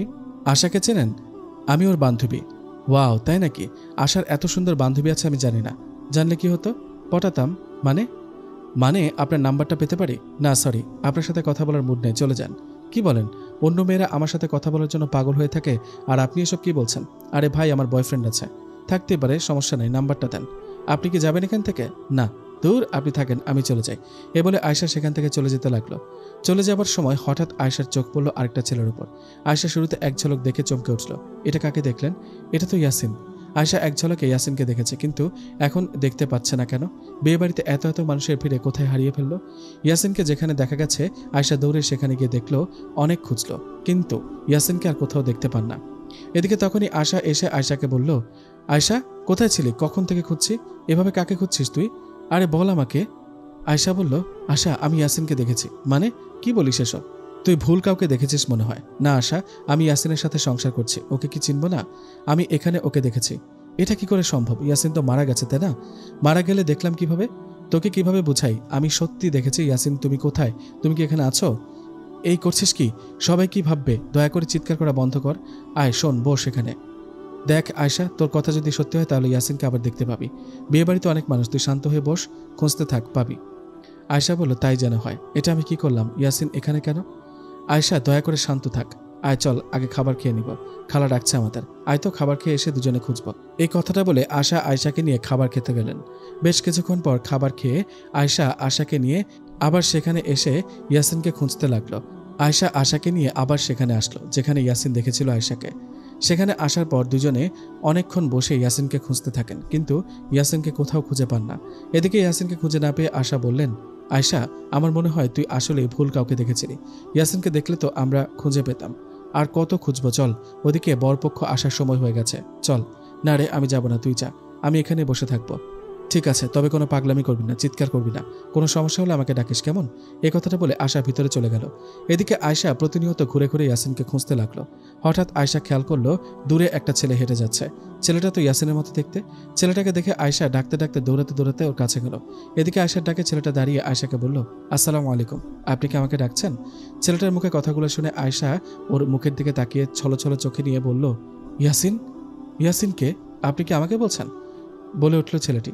হ্যাঁ, তুমি তো ইয়াসিন, আমাকে চিনতে পারছো না? আমি আয়শা, তোমার বউ। আমার বউ মানে? দেখুন আপু, আমার মনে হয় আপনার কথা ভুল হচ্ছে।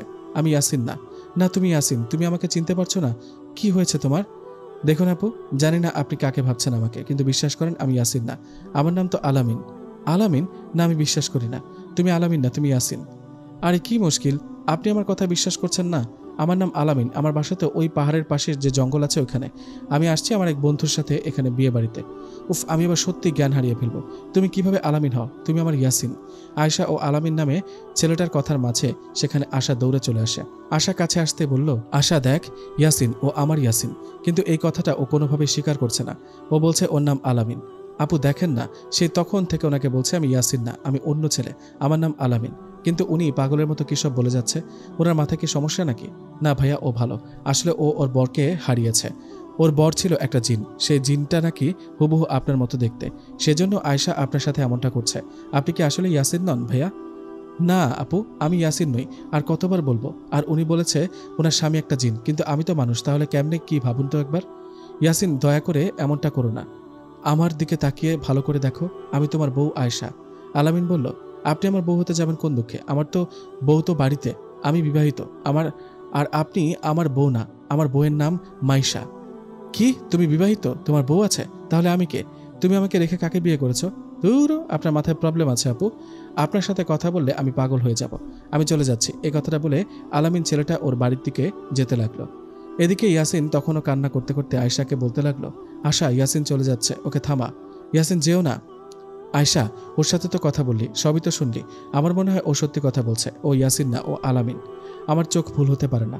আশা শোন, এমন তো হতে পারে ও আসলে ইয়াসিন, কিন্তু ওর স্মৃতি হারিয়ে ফেলেছে, তাই আমাকে চিনছে না। তা তো জানি না, হতে পারে। চল আমার সাথে। কোথায় যাব? ওর পিছু পিছু ওর বাড়িতে যাব। ওর বাড়িতে গেলে বুঝবো ও আসলে ইয়াসিন নাকি আলামিন। কি বলিস? শেষ বিকেল হয়ে গেছে, একটু পর সন্ধ্যা নামবে। এখন ওদিকে যাওয়া যাবে না, জায়গাটা ভালো না, পাহাড়ি অঞ্চল, জঙ্গল ওদিকে। তাহলে তুই থাক, আমি একাই যাচ্ছি। আরে থাম, একা যাস না, দাঁড়া, আমিও সাথে যাচ্ছি। এই বলে আয়শা ও আশা দুজনে আলামিন ছেলেটার পেছন পেছন যেতে লাগলো। দুজনে পেছনে আসছে। এই দেখে আলামিন দাঁড়িয়ে বলল, কি ব্যাপার, আপনারা আমার পেছন পেছন আসছেন কেন? দরকার আছে তাই। কি দরকার? দেখুন, একটু পর সন্ধ্যা হবে, ওদিকে যাবেন না, আপনাদেরই সমস্যা হবে। হোক, যা হয় হবে। আমি তোমার পিছু পিছু তোমার বাড়িতে যাব, গিয়ে তোমার মা বাবার সাথে কথা বলবো। এসব পাগলামির মানে কি? দেখুন, শেষবারের মতো বলছি, চলে যান এখান থেকে। না, যাব না, এতে যা হয় হোক। আপনার মাথায় আসলেই সমস্যা আছে। আসেন, আমার পিছু পিছু আসেন, পরে কোনো ঝামেলা হলে আমাকে দোষ দিতে পারবেন না। এই কথাটা বলে আলামিন ওর বাড়ির দিকে যেতে লাগলো। এদিকে আয়শা ও আশা এরা আলামিনের পিছু পিছু ওর বাড়িতে চলে গেল। এদিকে আলামিনের পেছন পেছন দুটো মেয়ে বাড়িতে আসলো। এই দেখে আলামিনের বাবা রুম থেকে বেরিয়ে জিজ্ঞেস করলো, আলামিন, এরা কারা? কোথা থেকে আসলি তুই? বাবা, আমি আমার বন্ধুর সাথে বিয়ে বাড়িতে গিয়েছিলাম, এখানে এই আপুটার সাথে দেখা। দেখো না বাবা, উনি বলছে আমি নাকি ইয়াসিন। ওনাদের কত করে বোঝালাম আমি ইয়াসিন না, আমার নাম আলামিন, উনি বিশ্বাস করছে না। উল্টো আমাকে বলছে আমি নাকি ওনার বর, উনি আমার বউ। ছেলের মুখে এসব কথা শুনে আলামিনের বাবা বললেন, তোমরা কে মা?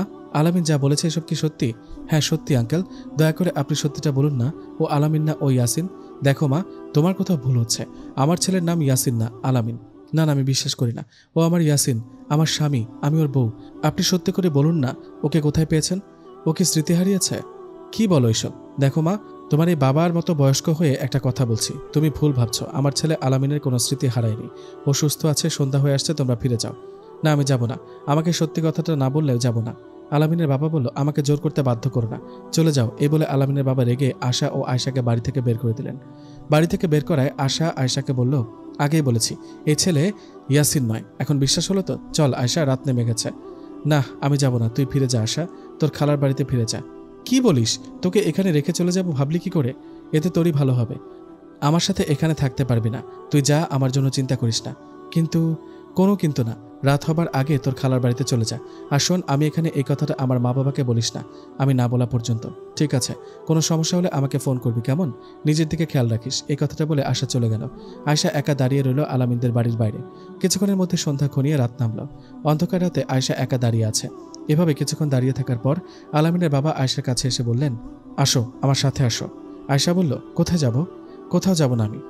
যা বলি শোনো, আমার সাথে আসো। এই কথাটা বলে আলামিনের বাবা আয়শাকে নিয়ে ওনার বাড়িতে আবারও চলে গেলেন। আয়শাকে নিয়ে ভিতরে গিয়ে আলামিনের বাবা বললেন, যাও মা, ফ্রেশ হয়ে নাও, রাত হয়ে গেছে, আমাদের সাথে রাতের খাবার খাবে। না আঙ্কেল, আমার ক্ষুধা নেই। আপনারা খান, আমি খাবো না। আলামিনের বাবা বলল, যেটা বলেছি সেটা করো। তুমি ইয়াসিনের বিষয় জানতে চাও না?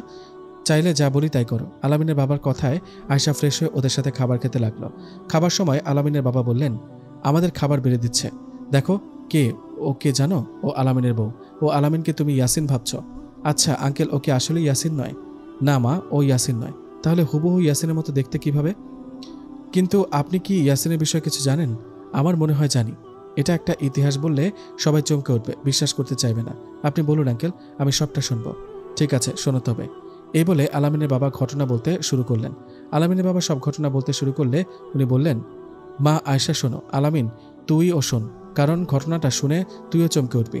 আমি আগে পেশায় ছিলাম একজন কবিরাজ, এখন কবিরাজি করি না, ছেড়ে দিয়েছি। আগে করতাম। আমাদের এলাকা আগে থেকে জঙ্গল। আমি একদিন কাজ শেষ করে ফিরতে ফিরতে সন্ধ্যা হয়ে যায়। আমি জঙ্গলের রাস্তা ধরে ফিরছিলাম। হঠাৎ আমি দেখতে পাই একটা বড় গাছের নিচে দুটো বাচ্চা খেলা করছে। বাচ্চা দুটোকে দেখে আমি মনে মনে ভাবি, আরে এই সন্ধ্যাবেলা এখানে বাচ্চাগুলো আসলো কোথা থেকে? আমি বাচ্চা দুটোর কাছে গিয়ে আশেপাশে ডাকতে থাকি, এখানে কেউ আছেন? এরা কার বাচ্চা? কিন্তু আমার কথার কোনো আওয়াজ আসছে না। এই সন্ধ্যার সময় দুটো বাচ্চা জঙ্গলে, একটু পর রাত হলে তো বাঘ শিয়াল খেতে পারে। এইভাবে আমি একটা বাচ্চাকে কোলে নিয়ে দ্রুত বাড়িতে চলে আসি। বাড়িতে এসে লাইট নিয়ে আবার সেখানে যাই আরেকটা বাচ্চাকে নিয়ে আসতে, কিন্তু সেখানে গিয়ে দেখি রেখে আসা বাচ্চাটা সেখানে নেই। খুব খারাপ লাগছিল তখন। আমি ভেবেছি ওই বাচ্চাটাকে মনে হয় শিয়াল কুকুরে খেয়েছে। যাই হোক, আমি বাচ্চাটাকে না পেয়ে বাড়িতে ফিরে আসি। সে রাতে আমি ঘুমের মধ্যে স্বপ্নে দেখি দুজন খুব উঁচা লম্বা আমাকে এসে বলছে, রহিম মিয়া, তুমি যে আজ জঙ্গল থেকে বাচ্চাটাকে নিয়ে আসছো, সে আসলে কোনো সাধারণ বাচ্চা নয়, ও জিনেদের বাচ্চা। বাচ্চা দুটো মানুষ রূপে খেলা করছিল। তুমি হয়তো না বুঝে বাচ্চাকে মানুষ ভেবে নিয়ে আসছো। না বুঝে নিয়ে আসছো যেহেতু, তুমি বাচ্চাটাকে ফিরিয়ে দাও। কাল সন্ধ্যাবেলা বাচ্চাটাকে যেখানে পেয়েছো সেখানে রেখে যাও। এই কথাটা বলার পর স্বপ্নে আসা ওই জিন দুটো চলে যায়। এদিকে আমার ঘুম ভেঙে যায়। আমি ঘুম ভেঙে যাওয়ার পর বুঝতে পারি আসলে ও জিনের বাচ্চা। জিনেরা বলেছিল ওনাদের বাচ্চাটাকে ফেরত দিতে, কিন্তু আমাদের কোনো সন্তান না থাকায় আমি জিনদের ওদের বাচ্চা দিতে রাজি হইনি। আমি কবিরাজ ছিলাম, তাই ওই জিনের বাচ্চাটাকে বন্দি করে রাখি। আমার এমন অবস্থা দেখে সেই জিনেরা সশরীরে আমার সাথে দেখা করে আর কথা বলে। জিনেরা আমার সাথে দেখা করে আমি ওদের বলি, আমি বাচ্চাটা আর ফিরিয়ে দেব না, ওকে আমরা আদরে বড় করব, নিজের ছেলের মতো। আমার এমন ব্যবহার আর অনুরোধে সেই জিনেরা আমাকে বলে, ঠিক আছে, তোমার যেহেতু সন্তান নেই তাহলে ওকে তুমি বড় করো, কিন্তু যখন ওর বয়স 40 বছর হবে তখন আমরা ওকে নিয়ে যাব। এই 40 বছর ও তোমার কাছে থাকবে নিজের ছেলের মতো। জিনদের কথায় আমি রাজি হই আর তাদের সন্তানকে নিজের সন্তানের মতো বড় করতে থাকি। আর সেই জিনের সন্তানটা কে জানিস? সেটা আর কেউ না, তুই আলামিন। বাবার মুখে এসব কথা শুনে আলামিন যেন আকাশ থেকে বলল, আলামিন জিন, সেটা ও আজ প্রথম জানলো। কথাটা শুনে আলামিন বলল, কি? আমি জিন? বাবা এসব কি বলছো? সব সত্যি কথা বাবা, তুই সত্যি জিনের সন্তান। তোর বয়স এখন 25 বছর, তোর বয়স 40 হলে জিনেরা তোকে নিয়ে যাবে। এদিকে আলামিনের বাবার মুখে কথাগুলো শুনে আয়শার চোখে পানি চলে আসলো। কান্না ভরা চোখে আয়শা বলল, ওহ, যদি সত্যি আলামিন হয় তাহলে আমার ইয়াসিন কোথায়? ওর কথা কিছু জানেন? জানলে বলেন। দেখো মা, ঘটনার শুরুতে বললাম না জঙ্গলে দুটো বাচ্চাকে দেখেছিলাম? আসলে ওরা দুজন যমজ ভাই। একটা বাচ্চাকে আমি নিয়ে আসছি, ও হলো আলামিন। আরেকটা বাচ্চা তো জিনদের কাছে রয়ে গেছে, সে হলো ইয়াসিন। ইয়াসিন ও আলামিন যমজ ভাই। আমার ধারণা তাহলে ভুল। ও ইয়াসিন না, ইয়াসিনের ভাই আলামিন। আঙ্কেল, আপনি তো বললেন আপনি কবিরাজ, আর আপনার সাথে ইয়াসিনের পরিবারের সাথে যোগাযোগ হয়, কথা হয়। আমাকে দয়া করে বলবেন ইয়াসিনের কি হয়েছে? ওকে আদৌ বেঁচে আছে নাকি সত্যি মারা গেছে? দেখো মা, সন্ধ্যার সময় তুমি যখন আলামিনের সাথে আমার বাড়িতে আসছিলে, আমি তখনই বুঝে গেছি কিছু একটা ঝামেলা আছে। তাই তখনই আমি ইয়াসিনের বাবা ও দাদার সাথে কথা বলেছি। তাই সত্যি কি বলল ওনারা? বলেন না ইয়াসিনের কি হয়েছে, ওকে আদৌ বেঁচে আছে নাকি মারা গেছে? দেখো মা, শান্ত হও, নিজেকে সামলাও। তোমার স্বামী ইয়াসিন সত্যি আর বেঁচে নেই, ও মারা গেছে। ইয়াসিন মারা গেছে কথাটা শুনে আয়শা ধপাস করে মাটিতে বসে পড়ল। শরীরে যেন কোনো শক্তি পাচ্ছে না আয়শা, চোখ দিয়ে বেয়ে পড়ছে পানি। কাঁদতে কাঁদতে আয়শা বললেন, মারা গেছে? আমার কলিজা মারা গেছে তাই না? আমাকে যাবার সময় বলেছিল যুদ্ধে যাচ্ছে, কিন্তু যুদ্ধে গিয়ে আর ফিরবে না, মারা যাবে তা তো বলেনি। আলামিনের বাবা বলল, না মা, তুমি ভুল ভাবছো, তোমার ধারণা ভুল। কারণ ইয়াসিন যুদ্ধ করতে গিয়ে মারা যায়নি। কি, তাহলে কিভাবে মরেছে? ইয়াসিন যুদ্ধ শেষে তোমার কাছে আসছিল, কিন্তু তোমার মা বাবা একজন কবিরাজের কাছে গিয়ে কবিরাজ নিয়ে এসে তোমার বর ইয়াসিনকে মেরে ফেলে। ইয়াসিনকে মেরে ফেলা হয়েছে, আর সেটা কবিরাজের মাধ্যমে করেছে তোমারই মা বাবা। উফ, আমি কি শুনলাম? আমি আর পারছি না। আমি এসব কথা শোনার আগে মারা যাচ্ছে না কেন? শান্ত হও মা, তোমার মা বাবাই এই গল্পের আসল ভিলেন। তোমার মনে আছে ওরা কবিরাজ নিয়ে এসে তোমার কোমরে তাবিজ বেঁধে দিয়েছিল? আসলে ওই তাবিজটা বেঁধে দেবার কারণে ইয়াসিনের পরিবারের কেউ এতদিন তোমার কাছে আসতে পারেনি। তুমি তোমার কোমরে তাবিজটা খুলে ফেলো, দেখো কিছুক্ষণের মধ্যে ইয়াসিনের মা বাবা দাদা সবাই তোমার কাছে চলে আসবে। আলামিনের বাবার কথায় আয়শা তাড়াহুড়ো করে কোমরে থাকা তাবিজটা খুলে ফেললেন। তাবিজটা খোলার কিছুক্ষণ পর ঠিকই ইয়াসিনের মা বাবা ও দাদা সবাই এসে হাজির হলো। ইয়াসিনের মা বাবা ও দাদাকে দেখে আয়শা চিৎকার করে কান্না করতে লাগলো। এ যেন বুক ফাটা কান্না। আয়শার কান্না দেখে সেখানে থাকা সবার চোখে পানি চলে আসলো। সবাই কান্না করতে লাগলো। আয়শা কান্না করতে করতে একসময় সবার সামনে জ্ঞান হারিয়ে মাটিতে পড়ে গেল। এদিকে আয়শা জ্ঞান হারায় কিছুক্ষণ পর ওর জ্ঞান ফেরানো হয়। তখনও সবাই ওখানে ছিল। আয়শার জ্ঞান ফিরতে ইয়াসিনের দাদা বলেন, জানি আজ হয়তো ইয়াসিনের কথা শুনে তুমি অবাক হয়েছ, হয়তো তোমার মা বাবার জন্য এখনো ঘৃণা হচ্ছে। তোমার মা বাবার ওপর আমারও অনেক রাগ ও ঘৃণা। আমি চাইলে তোমার মা বাবাকে মেরে ফেলতে পারতাম, কিন্তু মারিনি দুইটা কারণে। এক, ওনাদের মারলেও আমার নাতি ইয়াসিন আর ফিরে আসবে না। দ্বিতীয়ত, তোমার মতো ভালো একটা মেয়ের মা বাবা ওরা। আয়শা, আমি সবসময় মানুষদের ভয় পেতাম, মানুষের প্রতি আমার একটা ভয় কাজ করতো সবসময়, কিন্তু তুমি আমার সব ধারণা পাল্টে দিয়েছ। আমি কখনো ভাবিনি তুমি আমার নাতি ইয়াসিনকে এত ভালোবাসবে। তোমার ভালোবাসা আসলে সত্যি, কিন্তু দেখো তোমার মা বাবা তোমার এই সত্যিকারের ভালোবাসা বুঝলো না। কবিরাজ নিয়ে এসে ইয়াসিনকে মেরে ফেললো। ইয়াসিনের বাবা বলল, যে কবিরাজ ইয়াসিনকে মেরেছিল আমরা তার বংশ নির্বংশ করে দিয়েছি, মেরে ফেলেছি ওই কবিরাজকে। আমরা চাইলেও তোমার পরিবারের সবাইকে শেষ করে দিতাম, কিন্তু তোমার মতো ভালো মেয়ে যে ঘরে আছে সেই ঘর নষ্ট করি কিভাবে? তুমি খুব ভালো, তুমি প্রমাণ করে দিয়েছো সত্যিকারের ভালোবাসা বলতে কিছু আছে। ইয়াসিনের মা বলল, আমার আর কিছু বলার নেই। আমি আমার ছেলে ইয়াসিনকে হারিয়েছি, তোমার মতো মিষ্টি ছেলের বউ পেয়ে রাখতে পারিনি, তবে আমি মাঝে মাঝে তোমার কাছে আসবো, তোমার খোঁজ নিব। আলামিনের বাবা বলল, মা আয়েশা, সবার ভালোবাসা পূর্ণতা পায় না, তোমার সত্যিকারের ভালোবাসায় পরিণতি সে এরকমই হয়েছে। আমি বলি কি, তুমি আবারও স্বাভাবিক জীবনে ফিরে আসো। আলামিন বলল, হ্যাঁ আয়েশা, তোমার এই কাহিনী শুনে আমি খুব মর্মাহত, খুব কষ্ট লাগলো। ইয়াসিন আমার ভাই, আমি আমার ভাইকে ছোটবেলায় দেখলেও বড় হয়ে দেখতে পেলাম না। বাবা ঠিকই বলেছে, তুমি আবার স্বাভাবিক জীবনে ফিরে যাও, আমি ভাই হিসেবে তোমাকে সবসময় সাহায্য করব। এদিকে তখনই আলামিনের বাবা ইয়াসিনের বাবাকে বললেন, ভাই সাহেব, আপনি আপনার এক ছেলেকে হারিয়েছেন, আমি চাই না আপনার আরেক ছেলেকে হারান। আলামিন আপনার ছেলে, আপনারা চাইলে আলামিনকে আপনাদের কাছে নিয়ে যেতে পারেন। ইয়াসিনের বাবা বলল, নিয়ে যাব, কিন্তু সময় হলে ও আরও কয়েক বছর আপনার কাছেই থাকবে। আমি ওর বাবা হলেও আপনি ওকে বড় করেছেন, বাবার ভালোবাসা স্নেহ দিতেন, আপনাকে কষ্ট দিয়ে ওকে এখানে নিয়ে যেতে চাই না আমি। আলামিনের বয়স 40 বছর হলে তবেই ওকে নিয়ে যাব। আমরা এখন চলে যাচ্ছি। মা আয়েশা, তুমি কিছু বলছো না যে? আমি আর কি বলবো বাবা, আমার আর কি বা বলার থাকবে? গল্পে সবাই আছে, আমার ইয়াসিন নেই। ইয়াসিনের বাবা বলল, তোমার ভালোবাসা হারানোর কষ্ট আমরা বুঝি মা, তবুও বলছি স্বাভাবিক জীবনে ফিরে আসো, আমরা মাঝে মধ্যে আসবো তোমার কাছে, ভালো থেকো মা। ইয়াসিনের দাদা বলল, আমাদের দোয়া ও ভালোবাসা সবসময় তোমার সাথে থাকবে। ইয়াসিনের মা বলল, নিজের খেয়াল রেখো মা, ভালো থেকো। এই কথাটা বলে ইয়াসিনের দাদা, মা ও বাবা ওরা চলে গেলেন। ওরা সবাই চলে যাবার পর আয়েশা কান্না জড়িত কণ্ঠে বলে উঠলেন, আলামিন ভাইয়া, আসলে আমাকে মাফ করে দিবেন, আমি তো বুঝতে পারি নাই আপনি ইয়াসিন না আলামিন। কি করব বলেন, দুজনই তো একই রকম দেখতে, আমি তো ভালোবাসায় অন্ধ ছিলাম, দয়া করে আমাকে ক্ষমা করে দিবেন। আরে বোন, তুমি মাফ চাচ্ছ কেন? তুমি প্রকৃত প্রেমিক, তোমার জায়গায় আমি হলো এই কাজটাই করতাম। মাফ চেয়ে আমাকে লজ্জা দিও না। আপনি আপনার বউ ও পরিবারকে নিয়ে সুখে থাকবেন, ভালো থাকবেন। আমি এখন চলে যাচ্ছি, বিনা কারণে অনেক কষ্ট দিয়ে ফেলেছি আপনাদের, সেজন্য মাফ করবেন। আলামিনের বাবা বলল, মা তুমি একাই যাবা? আলামিন এগিয়ে দিক। না আঙ্কেল, একা যেতে পারবো। ঠিক আছে, সাবধানে যেও, ভালো থেকো। আলামিন ও তার পরিবারকে বিদায় দিয়ে আয়েশা ওর বান্ধবী আশার খালার বাড়ির দিকে আসতে লাগলো। আয়শা হাঁটছে ঠিকই, কিন্তু ওর মনে হচ্ছে মাথা ঘুরছে। ইয়াসিন বেঁচে নেই এই কথাটা যেন কোনোভাবেই মানতে পারছে না। এসব চিন্তা করতে করতে আয়শা হঠাৎ করে মাথা ঘুরে রাস্তায় পড়ে যায়, আর সাথে সাথে রাস্তায় চলা একটা গাড়ির সাথে অ্যাক্সিডেন্ট করে। আয়শা অ্যাক্সিডেন্ট করার পর ওকে হাসপাতালে ভর্তি করা হয়। এদিকে আশার সাথে সাথে আয়শার মা বাবাকে ফোন করে সবটা বলে।